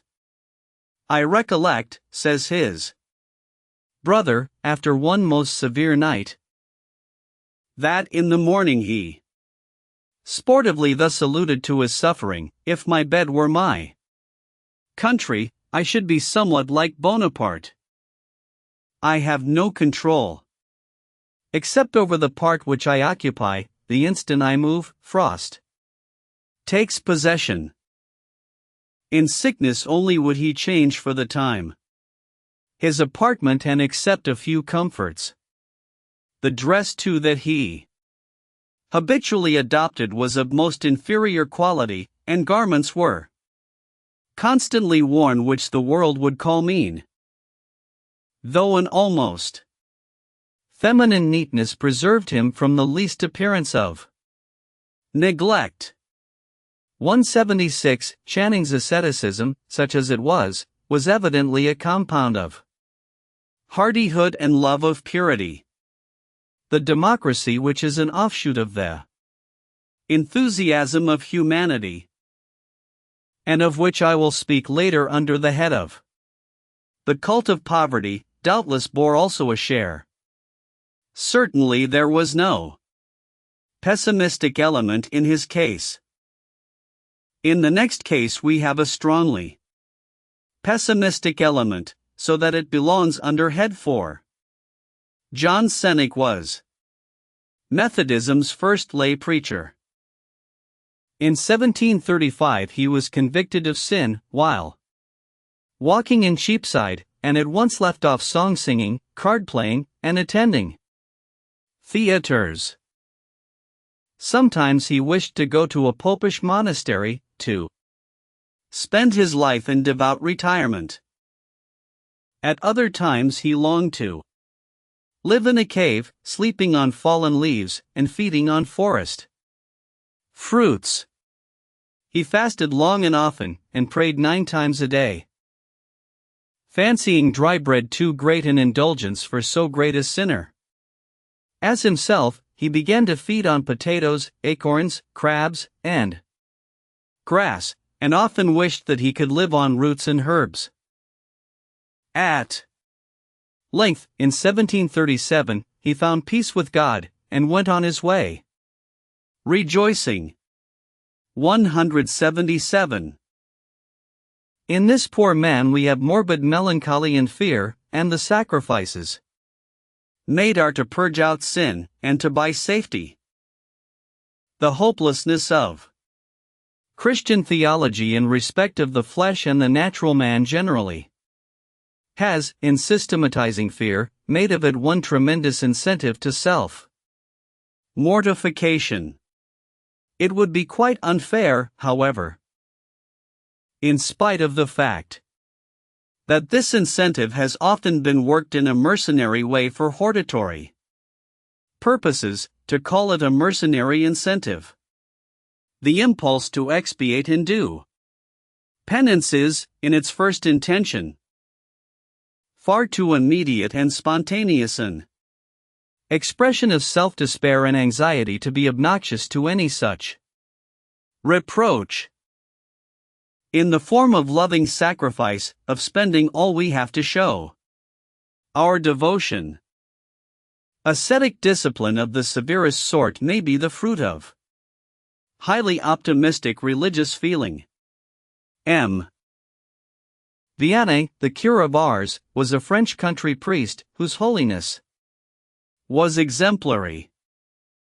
We read in his life the following account of his inner need of sacrifice.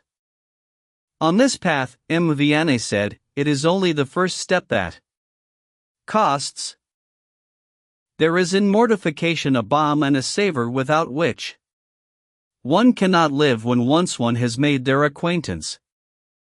There is but one way in which to give oneself to God, that is, to give oneself entirely, and to keep nothing for oneself. The little that one keeps is only good to double one and make one suffer.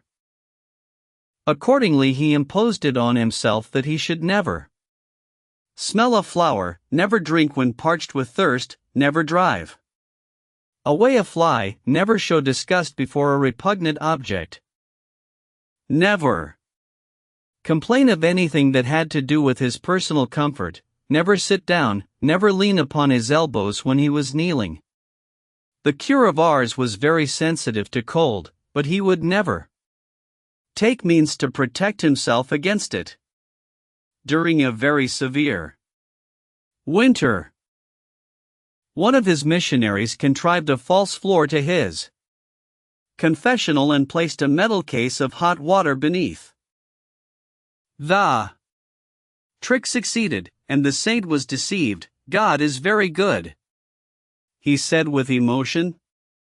This year, through all the cold, my feet have always been warm. 178. In this case, the spontaneous impulse to make sacrifices for the pure love of God was probably the uppermost conscious motive. We may class it, then, under our head 3. Some authors think that the impulse to sacrifice is the main religious phenomenon. It is a prominent, a universal phenomenon. Certainly, and lies deeper than any special creed. Here, for instance, is what seems to be a spontaneous example of it. Simply expressing what seemed right at the time between the individual and his maker. Cotton Mather, the New England Puritan divine, is generally reputed a rather grotesque pedant. Yet what is more touchingly simple than his relation of what happened when his wife came to die? When I saw to what a point of resignation I was now called of the Lord, he says, I resolved, with his help, therein to glorify him. So, 2 hours before my lovely consort expired, I kneeled by her bedside, and I took into my 2 hands a dear hand, the dearest in the world. With her thus in my hands, I solemnly and sincerely gave her up unto the Lord, and in token of my real resignation I gently put her out of my hands, and laid away a most lovely hand, resolving that I would never touch it more. This was the hardest, and perhaps the bravest action that ever I did. She told me that she signed and sealed my act of resignation.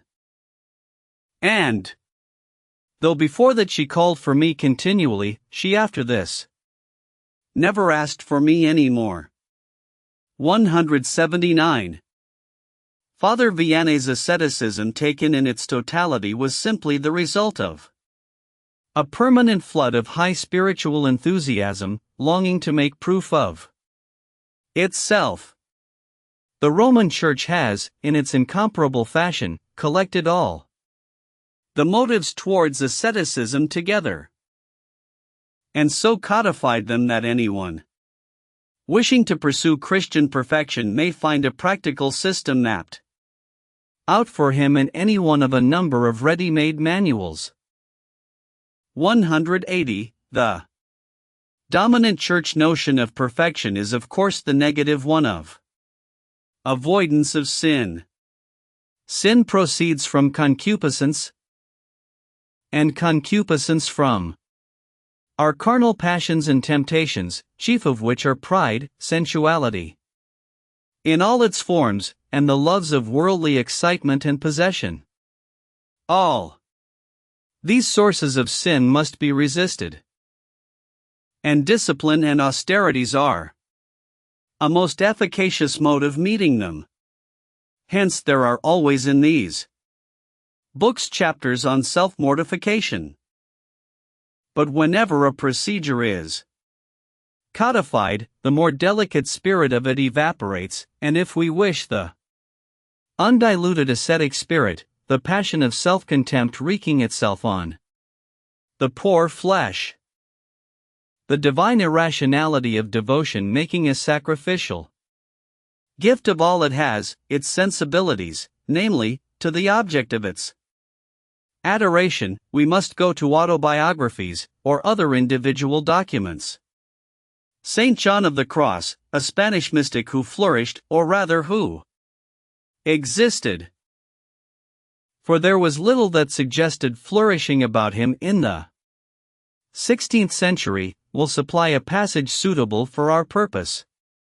First of all, carefully exciting yourself an habitual affectionate will in all things to imitate Jesus Christ.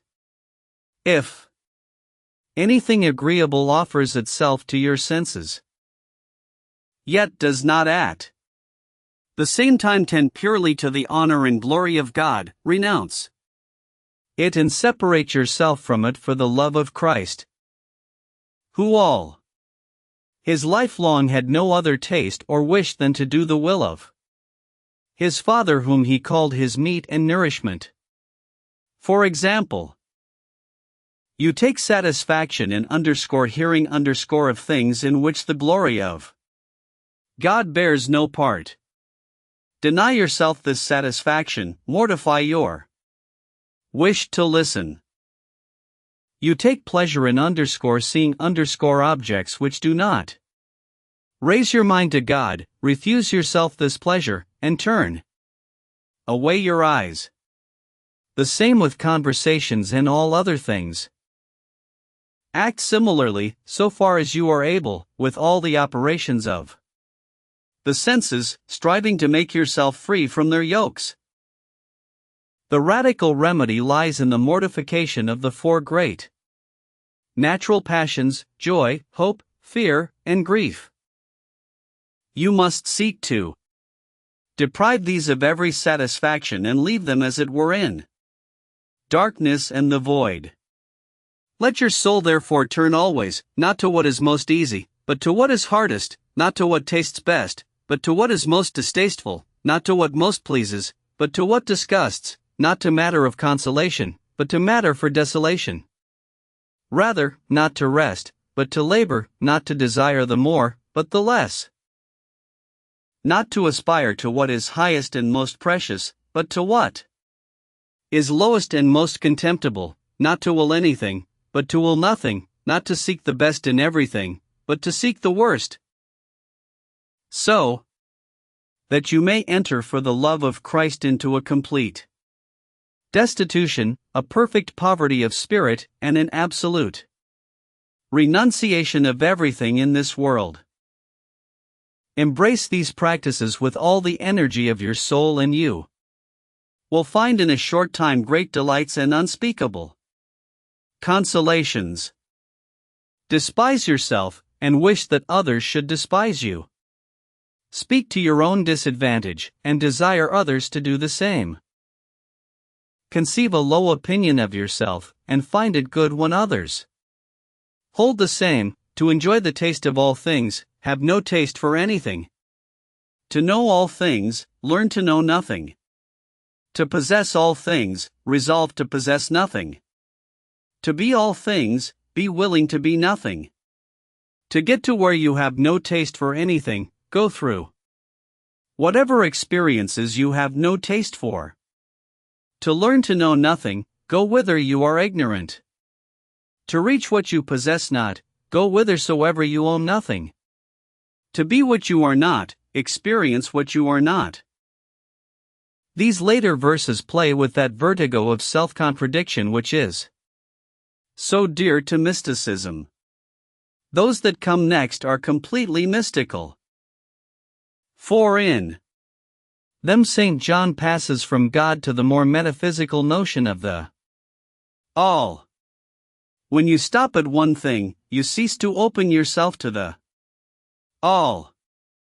For to come to the all you must give up the all.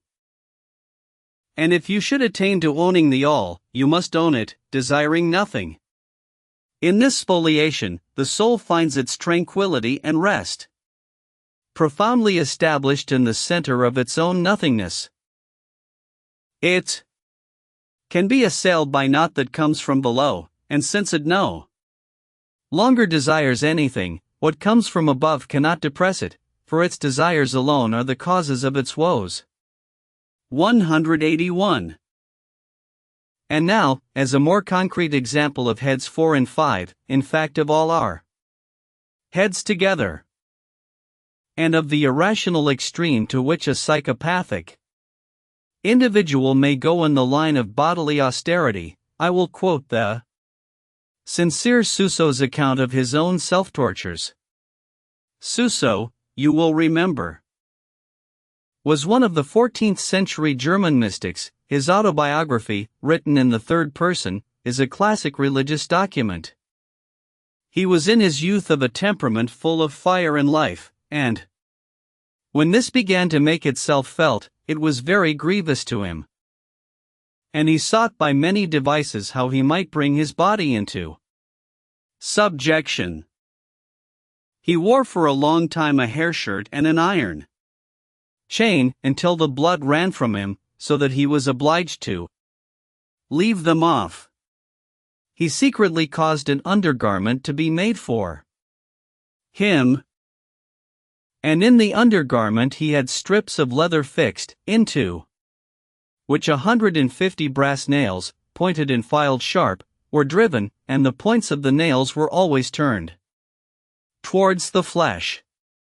He had this garment made very tight, and so arranged as to go round him and fasten in front, in order that it might fit the closer to his body, and the pointed nails might be driven into his flesh, and it was high enough to reach upwards to his navel.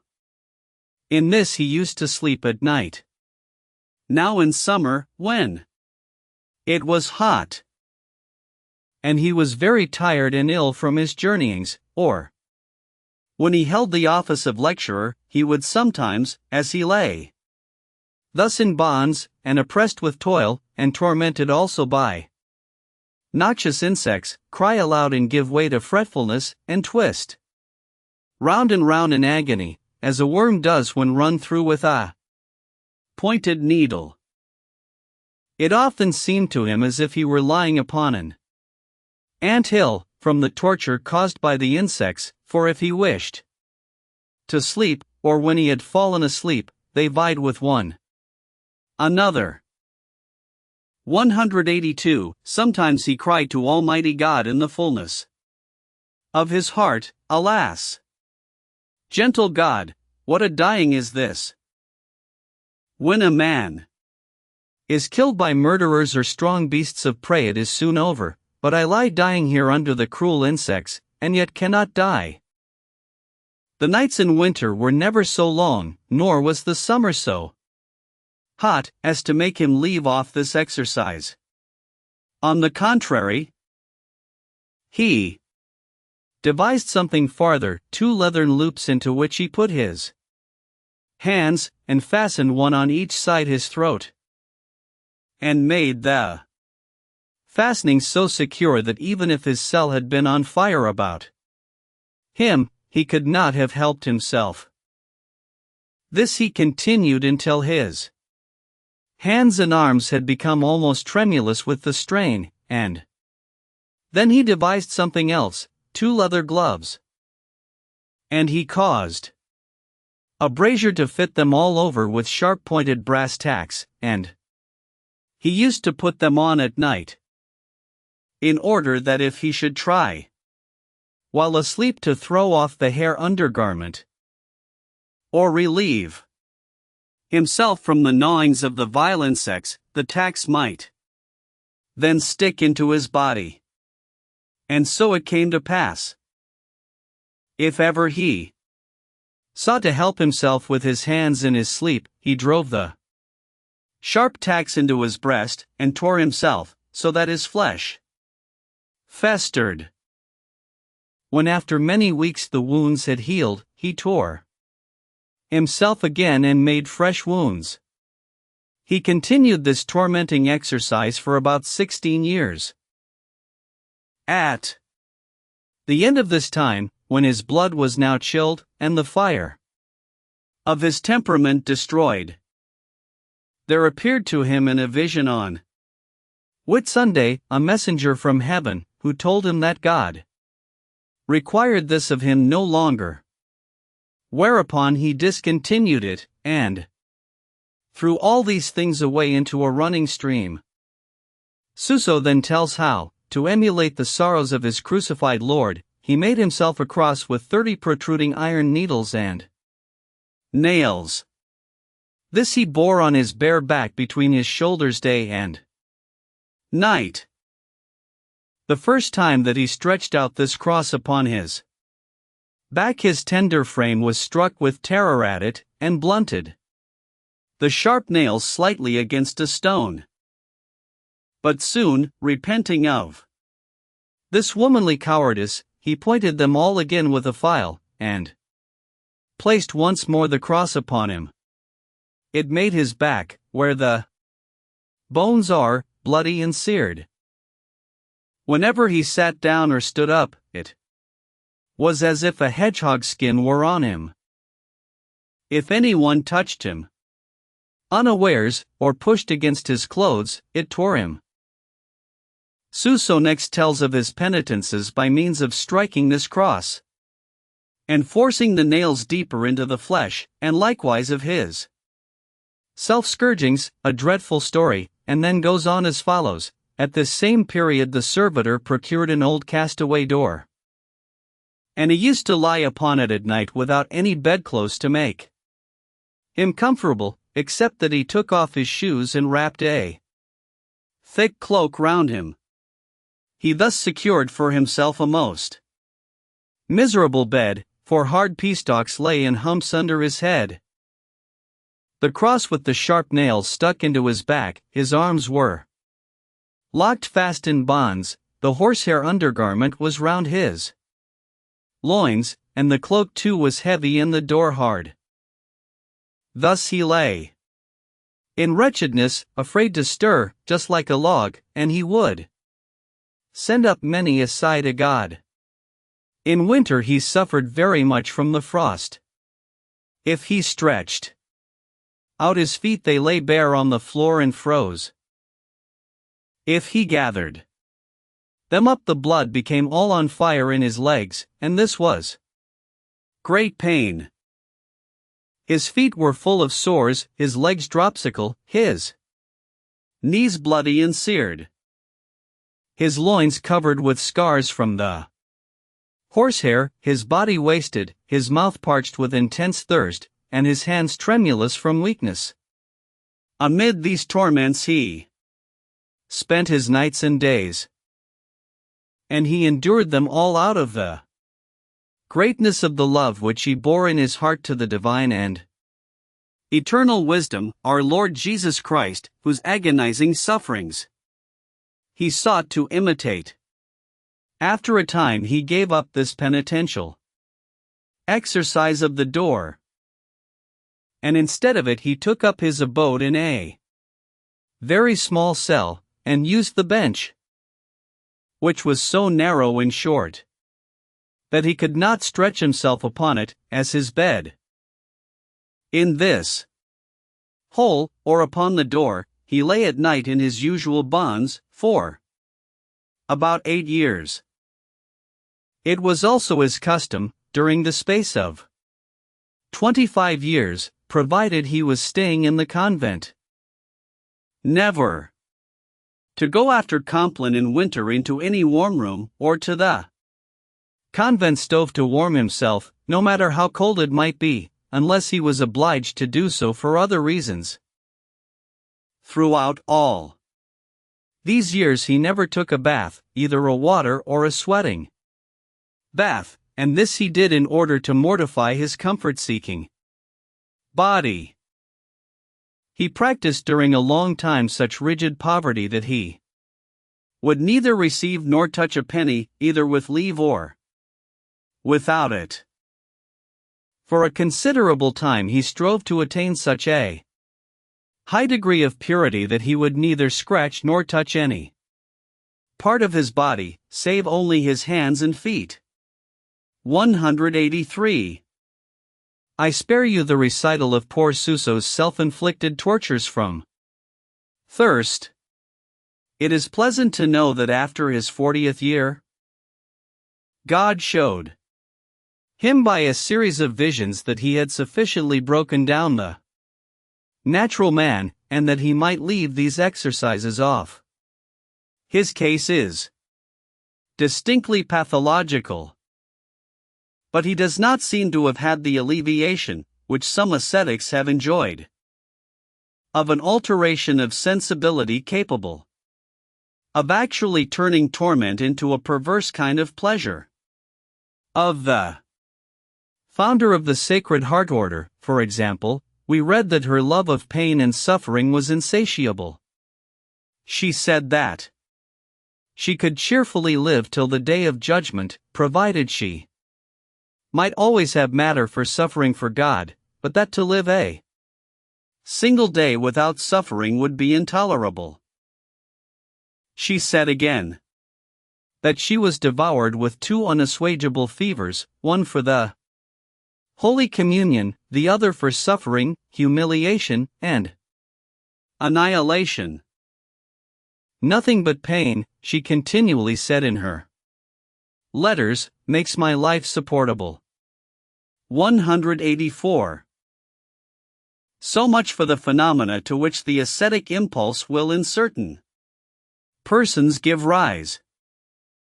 In the ecclesiastically consecrated character 3, minor branches of self-mortification have been recognized as indispensable pathways to perfection. I refer to the chastity, obedience, and poverty, which the monk vows to observe, and upon the heads of obedience and poverty I will make a few remarks. First, of obedience. The secular life of our 20th century opens with this virtue held in no high esteem. The duty of the individual to determine his own conduct and profit or suffer by the consequences seems, on the contrary, to be one of our best-rooted contemporary Protestant social ideals. So much so that it is difficult even imaginatively to comprehend how men possessed of an inner life of their own could ever have come to think the subjection of its will to that of other finite creatures recommendable. I confess that to myself it seems something of a mystery. Yet it evidently corresponds to a profound interior need of many persons, and we must do our best to understand it. On the lowest possible plane, one sees how the expediency of obedience in a firm ecclesiastical organization must have led to its being viewed as meritorious. Next, experience shows that there are times in everyone's life when one can be better counseled by others than by oneself. Inability to decide is one of the commonest symptoms of fatigued nerves. Friends who see our troubles more broadly often see them more wisely than we do. So it is frequently an act of excellent virtue to consult and obey a doctor, a partner, or a wife. But, leaving these lower prudential regions, we find in the nature of some of the spiritual excitements which we have been studying, good reasons for idealizing obedience. Obedience may spring from the general religious phenomenon of inner softening and self-surrender and throwing oneself on higher powers. So saving are these attitudes felt to be that in themselves, apart from utility, they become ideally consecrated. And in obeying a man whose fallibility we see through thoroughly, we, nevertheless, may feel much as we do when we resign our will to that of infinite wisdom. Add self-despair and the passion of self-crucifixion to this, and obedience becomes an ascetic sacrifice, agreeable quite irrespective of whatever prudential uses it might have. It is as a sacrifice, a mode of mortification, that obedience is primarily conceived by Catholic writers, a sacrifice which man offers to God, and of which he is himself both the priest and the victim. By poverty, he immolates his exterior possessions; by chastity he immolates his body; by obedience he completes the sacrifice, and gives to God all that he yet holds as his own, his two most precious goods, his intellect and his will. The sacrifice is then complete and unreserved, a genuine holocaust, for the entire victim is now consumed for the honor of God. 185. Accordingly, in Catholic discipline, we obey our superior not as mere man, but as the representative of Christ, obeying God in him by our intention. Obedience is easy. But when the textbook theologians marshal collectively all their reasons for recommending it, the mixture sounds to our ears rather odd. One of the great consolations of the monastic life, says a Jesuit authority, is the assurance we have that in obeying we can commit no fault. The superior may commit a fault in commanding you to do this thing or that, but you are certain that you commit no fault so long as you obey, because God will only ask you if you have duly performed what orders you received. And if you can furnish a clear account in that respect, you are absolved entirely. Whether the things you did were opportune, or whether there were not something better that might have been done, these are questions not asked of you, but rather of your superior. The moment what you did was done obediently, God wipes it out of your account, and charges it to the superior. So that St. Jerome well exclaimed, in celebrating the advantages of obedience, "O sovereign liberty! O holy and blessed security by which one becomes almost impeccable!" St. John Climacus is of the same sentiment when he calls obedience an excuse before God. In fact, when God asks why you have done this or that, and you reply, "It is because I was so ordered by my superiors," God will ask for no other excuse. As a passenger in a good vessel with a good pilot need give himself no farther concern, but may go to sleep in peace, because the pilot has charge over all, and watches for him. So a religious person who lives under the yoke of obedience goes to heaven as if while sleeping, that is, while leaning entirely on the conduct of his superiors, who are the pilots of his vessel, and keep watch for him continually. It is no small thing, of a truth, to be able to cross the stormy sea of life on the shoulders and in the arms of another. Yet that is just the grace which God accords to those who live under the yoke of obedience. Their superior bears all their burdens. A certain grave doctor said that he would rather spend his life in picking up straws by obedience than by his own responsible choice busy himself with the loftiest works of charity. Because one is certain of following the will of God in whatever one may do from obedience, but never certain in the same degree of anything which we may do of our own proper movement. 186. One should read the letters in which Ignatius Loyola recommends obedience as the backbone of his order, if one would gain insight into the full spirit of its cult. 187. They are too long to quote, but Ignatius's belief is so vividly expressed in a couple of sayings reported by companions that, though they have been so often cited, I will ask your permission to Copy them once more.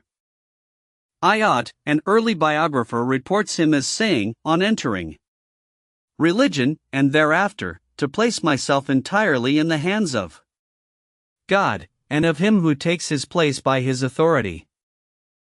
I ought to desire that my superior should oblige me to give up my own judgment, and conquer my own mind. I ought to set up no difference between one superior and another, but recognize them all as equal before God, whose place they fill. For if I distinguish persons, I weaken the spirit of obedience. In the hands of my superior, I must be a soft wax, a thing from which he is to require whatever pleases him, be it to write or receive letters, to speak or not to speak to such a person, or the like. And I must put all my fervor in executing zealously and exactly what I am ordered. I must consider myself as a corpse which has neither intelligence nor will. Be like a mass of matter which without resistance lets itself be placed wherever it may please anyone, like a stick in the hand of an old man, who uses it according to his needs and places it where it suits him. So must I be under the hands of the order, to serve it in the way it judges most useful. I must never ask of the superior to be sent to a particular place, to be employed in a particular duty. I must consider nothing as belonging to me personally, and as regards the things I use. Be like a statue which lets itself be stripped and never opposes resistance. 188. The other saying is reported by Rodriguez in the chapter from which I a moment ago made quotations. When speaking of the Pope's authority, Rodriguez writes, St. Ignatius said, when general of his company, that if the Holy Father were to order him to set sail in the first bark which he might find in the port of Ostia, near Rome, and to abandon himself to the sea, without a mast, without sails, without oars or rudder or any of the things that are needful for navigation or subsistence, he would obey not only with alacrity, but without anxiety or repugnance, and even with a great internal satisfaction. 189. With a solitary concrete example of the extravagance to which the virtue we are considering has been carried, I will pass to the topic next in order. Sister Marie Claire, of Port Royal, had been greatly imbued with the holiness and excellence of M. de Langres. This prelate, soon after he came to Port Royal, said to her one day, seeing her so tenderly attached to Mother Angelique, that it would perhaps be better not to speak to her again. Marie Claire, greedy of obedience, took this inconsiderate word for an oracle of God, and from that day forward remained for several years without once speaking to her sister.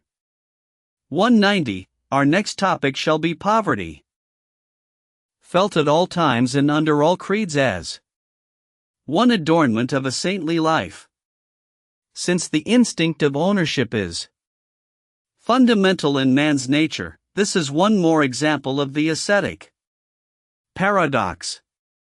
Yet it appears no paradox at all, but perfectly reasonable. The moment one recollects how easily higher excitements hold lower cupidities in check. Having just quoted the Jesuit Rodriguez on the subject of obedience, I will, to give immediately a concrete turn to our discussion of poverty, also read you a page from his chapter on this latter virtue. You must remember that he is writing instructions for monks of his own order, and bases them all on the text, blessed are the poor in spirit. If any one of you, he says, will know whether or not he is really poor in spirit, let him consider whether he loves the ordinary consequences and effects of poverty, which are hunger, thirst, cold, fatigue, and the denudation of all conveniences. See if you are glad to wear a worn-out habit full of patches. See if you are glad when something is lacking to your meal, when you are passed by in serving it, when what you receive is distasteful to you, when your cell is out of repair. If you are not glad of these things, if instead of loving them you avoid them, then there is proof that you have not attained the perfection of poverty of spirit. Rodriguez then goes on to describe the practice of poverty in more detail. The first point is that which St. Ignatius proposes in his Constitutions, when he says, "Let no one use anything as if it were his private possession." A religious person, he says, ought in respect to all the things that he uses, to be like a statue which one may drape with clothing, but which feels no grief and makes no resistance when one strips it. Again, it is in this way that you should feel towards your clothes, your books, your cell, and everything else that you make use of, if ordered to quit them or to exchange them for others. Have no more sorrow than if you were a statue being uncovered. In this way you will avoid using them as if they were your private possession. But if, when you give up your cell, or yield possession of this or that object or exchange it for another, you feel repugnance and are not like a statue, that shows that you view these things as if they were your private property.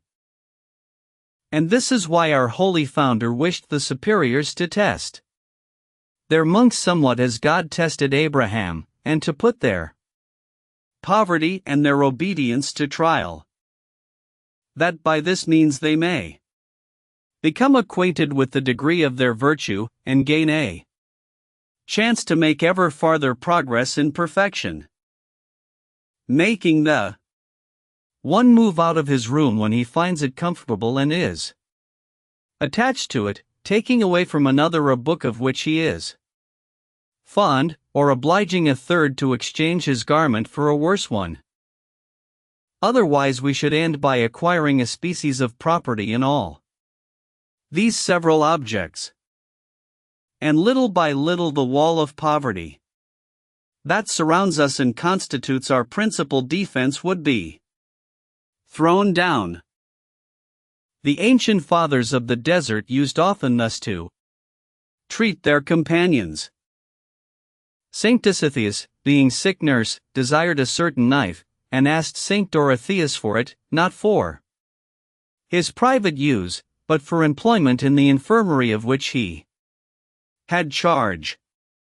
Whereupon Saint Dorotheus answered him, "Ha, Dositheus, so that knife pleases you so much.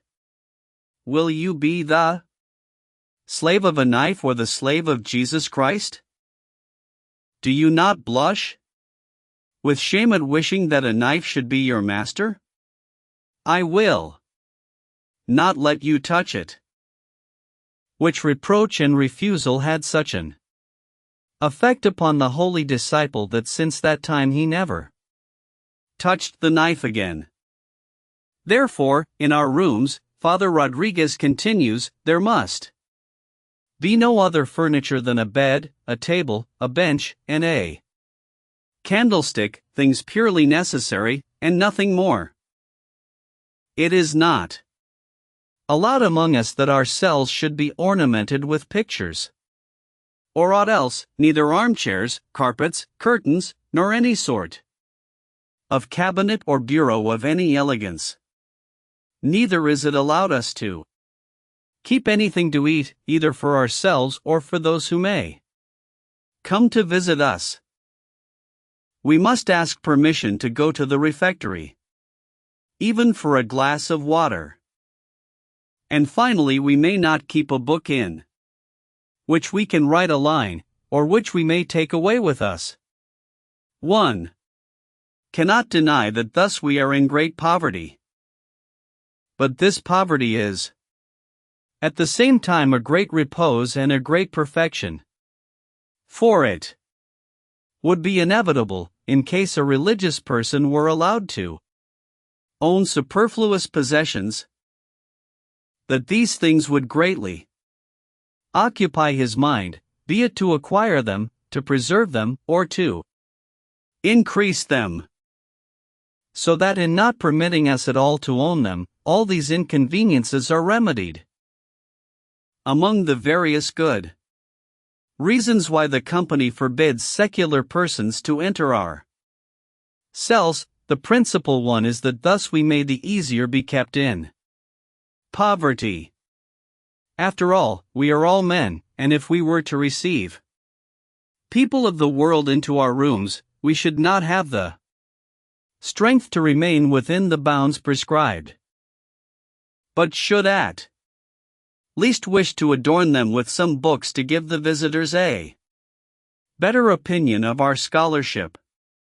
191. Since Hindu fakirs, Buddhist monks, and Mohammedan dervishes unite with Jesuits and Franciscans in idealizing poverty as the loftiest individual state, it is worthwhile to examine into the spiritual grounds for such a seemingly unnatural opinion.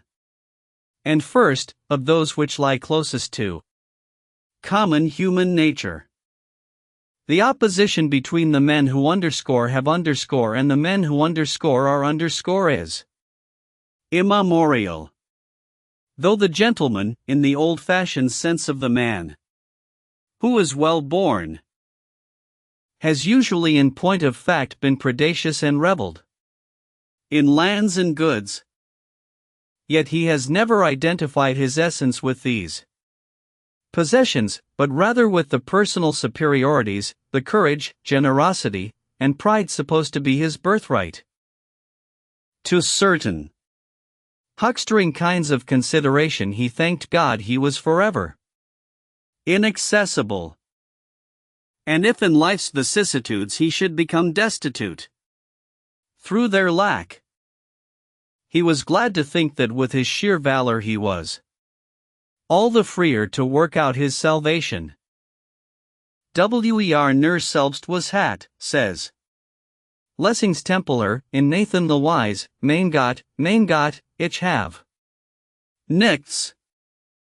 This ideal of the well-born man without possessions was embodied in knight-errantry and Templardom, and, hideously corrupted as it has always been, it still dominates sentimentally, if not practically, the military and aristocratic view of life. We glorify the soldier as the man, absolutely unencumbered, owning nothing but his bare life, and willing to toss that up at any moment when the cause commands him. He is the representative of unhampered freedom in ideal directions.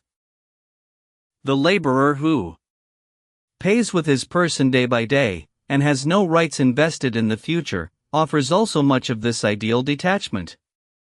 Like the savage, he may make his bed wherever his right arm can support him, and from his simple and athletic attitude of observation, the property owner seems buried and smothered in ignoble externalities and trammels, wading in straw and rubbish to his knees.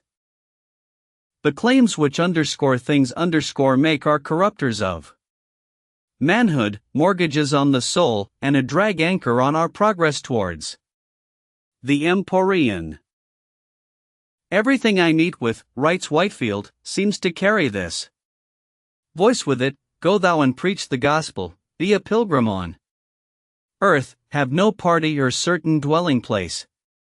My heart echoes back, Lord Jesus, help me to do or suffer thy will. When thou Sayest me in danger of nestling in pity, in tender pity, put a thorn in my nest to prevent me from it. 192. The loathing of capital with which our laboring classes today are growing more and more infected seems largely composed of this sound sentiment of antipathy for lives based on mere having. As an anarchist, poet writes, not by accumulating riches, but by giving away that which you have. Shall you become beautiful, you must undo the wrappings, not case yourself in fresh ones. Not by multiplying clothes shall you make your body sound and healthy, but rather by discarding them. For a soldier who is going on a campaign does not seek what fresh furniture he can carry on his back, but rather what he can leave behind, knowing well that every additional thing which he cannot freely use and handle is an impediment. 193. In short, lives based on having are less free than lives based either on doing or on being. And in the interest of action, people subject to spiritual excitement throw away possessions as so many clogs. Only those who have no private interests can follow an ideal straight away. Sloth and cowardice creep in with every dollar or guinea we have to guard. When a brother novice came to St. Francis, saying, "Father, it would be a great consolation to me to own a psalter. But even supposing that our general should concede to me this indulgence, still I should like also to have your consent." Francis put him off with the examples of Charlemagne, Roland, and Oliver, pursuing the infidels in sweat and labor, and finally dying on the field of battle. So care not, he said, for owning books and knowledge, but care rather for works of goodness. And when some weeks later the novice came again to talk of his craving for the psalter, Francis said, "After you have got your psalter you will crave a breviary. And after you have got your breviary you will sit in your stall like a grand prelate, and will say to your brother, 'Hand me my breviary.'" And thenceforward he denied all such requests, saying, "A man possesses of learning only so much as comes out of him in action. And a monk is a good preacher only so far as his deeds proclaim him such, for every tree is known by its fruits." 194. But beyond this more worthily athletic attitude involved in doing and being, there is, in the desire of not having, something profounder still, something related to that fundamental mystery of religious experience, the satisfaction found in absolute surrender to the larger power. So long as any secular safeguard is retained, so long as any residual prudential guarantee is clung to, so long the surrender is incomplete, the vital crisis is not past, fear still stands sentinel, and mistrust of the divine obtains. We hold by two anchors, looking to God, it is true, after a fashion, but also holding by our proper machinations. In certain medical experiences we have the same critical point to overcome. A drunkard, or a morphine or cocaine maniac, offers himself to be cured. He appeals to the doctor to wean him from his enemy, but he dares not face blank abstinence. The tyrannical drug is still an anchor to windward, he hides supplies of it among his clothing, arranges secretly to have it smuggled in case of need. Even so, an incompletely regenerate man still trusts in his own expedients. His money is like the sleeping potion which the chronically wakeful patient keeps beside his bed. He throws himself on God, but if he should need the other help, there it will be also. Everyone knows cases of this incomplete and ineffective desire for reform, drunkards, whom, with all their self-reproaches and resolves, one perceives to be quite unwilling seriously to contemplate never being drunk again. Really, to give up anything on which we have relied, to give it up definitively, for good and all and forever, signifies one of those radical alterations of character which came under our notice in the lectures on conversion. In it, the inner man rolls over into an entirely different position of equilibrium, lives in a new center of energy from this time on. And the turning point and hinge of all such operations seems usually to involve the sincere acceptance of certain nakednesses and destitutions. Accordingly, throughout the annals of the saintly life, we find this ever recurring note: fling yourself upon God's providence without making any reserve whatever, take no thought for the morrow, sell all you have and give it to the poor. Only when the sacrifice is ruthless and reckless will the higher safety really arrive.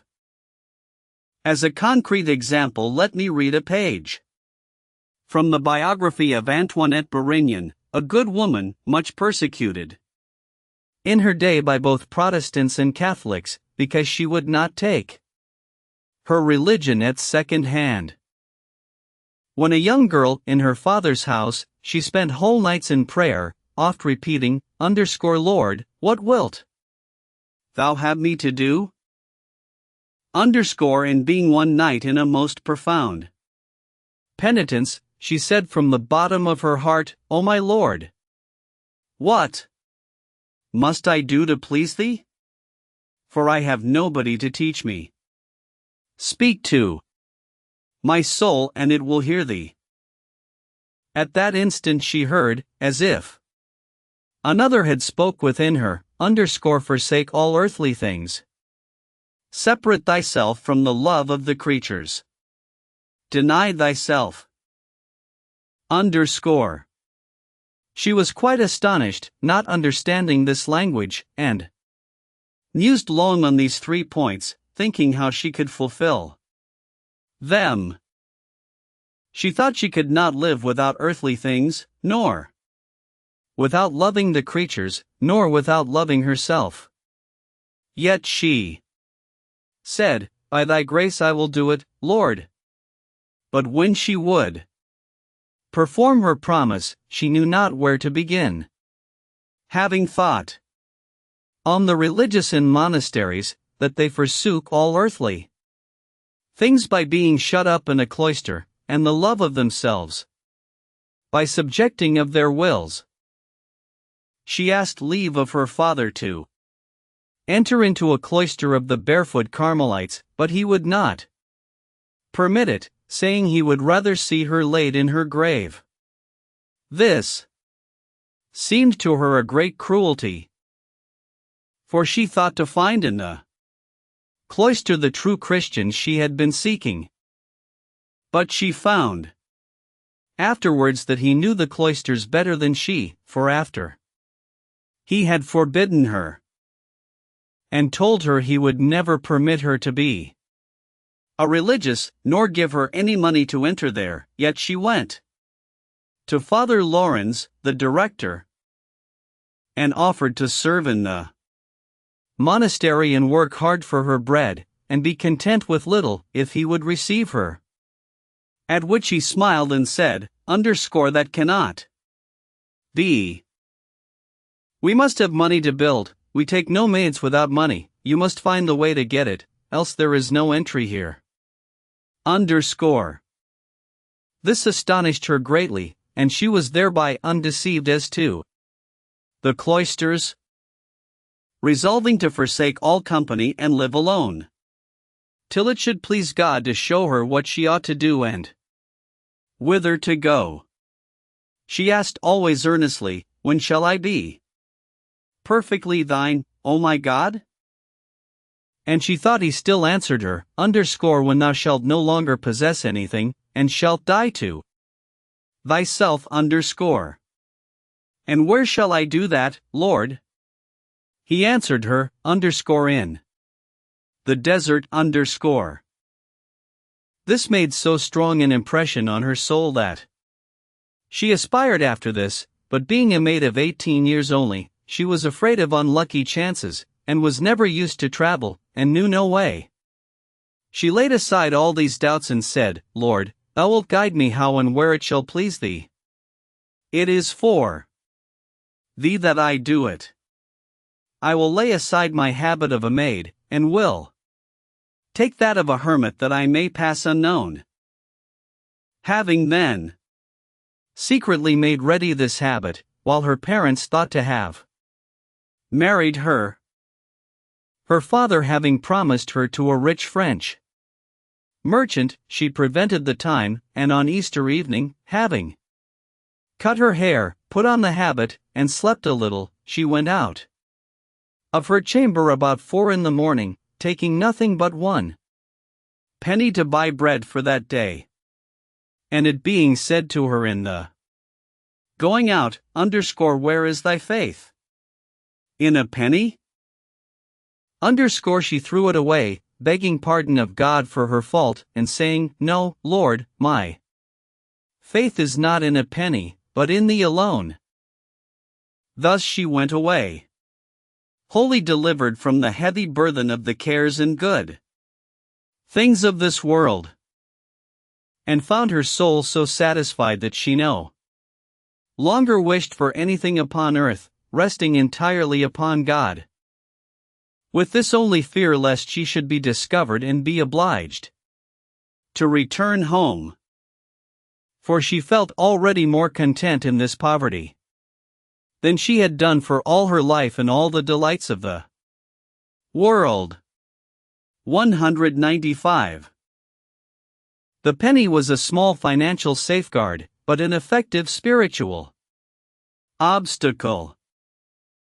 Not till it was thrown away could the character settle into the new equilibrium completely. Over and above the mystery of self-surrender, there are in the cult of poverty other religious mysteries. There is the mystery of veracity, naked came I into the world, etc. Whoever first said that, possessed this mystery. My own bare entity must fight the battle, shams cannot save me. There is also the mystery of democracy, or sentiment of the equality before God of all his creatures. This sentiment, which seems in general to have been more widespread in Mohammedan than in Christian lands, tends to nullify man's usual acquisitiveness. Those who have it spurn dignities and honors, privileges and advantages, preferring, as I said in a former lecture, to grovel on the common level before the face of God. It is not exactly the sentiment of humility, though it comes so close to it in practice. It is humanity rather, refusing to enjoy anything that others do not share. A profound moralist, writing of Christ saying, Sell all thou hast and follow me, proceeds as follows. Christ may have meant, if you love mankind absolutely you will as a result not care for any possessions whatever, and this seems a very likely proposition. But it is one thing to believe that a proposition is probably true, it is another thing to see it as a fact. If you loved mankind as Christ loved them, you would see his conclusion as a fact. It would be obvious. You would sell your goods, and they would be no loss to you. These truths, while literal to Christ, and to any mind that has Christ's love for mankind, become parables to lesser natures. There are in every generation people who, beginning innocently, with no predetermined intention of becoming saints, find themselves drawn into the vortex by their interest in helping mankind, and by the understanding that comes from actually doing it. The abandonment of their old mode of life is like dust in the balance. It is done gradually, incidentally, imperceptibly. Thus the whole question of the abandonment of luxury is no question at all, but a mere incident to another question, namely, the degree to which we abandon ourselves to the remorseless logic of our love for others. 196. But in all these matters of sentiment one must have been there one's self in order to understand them. No American can ever attain to understanding the loyalty of a Briton towards his king, of a German towards his emperor. Nor can a Briton or German ever understand the peace of heart of an American in having no king, no Kaiser, no spurious nonsense between him and the common God of all. If sentiments as simple as these are mysteries which one must receive as gifts of birth, how much more is this the case with those subtler religious sentiments which we have been considering? One can never fathom an emotion or divine its dictates by standing outside of it. In the glowing hour of excitement, however, all incomprehensibilities are solved, and what was so enigmatical from without becomes transparently obvious. Each emotion obeys a logic of its own, and makes deductions which no other logic can draw. Piety and charity live in a different universe from worldly lusts and fears, and form another center of energy altogether. As in a supreme sorrow lesser vexations may become a consolation, as a supreme love may turn minor sacrifices into gain, so a supreme trust may render common safeguards odious, and in certain glows of generous excitement it may appear unspeakably mean to retain one's hold of personal possessions. The only sound plan, if we are ourselves outside the pale of such emotions, is to observe as well as we are able those who feel them, and to record faithfully what we observe, and this, I need hardly say, is what I have striven to do in these last 2 descriptive lectures, which I now hope will have covered the ground sufficiently for our present needs.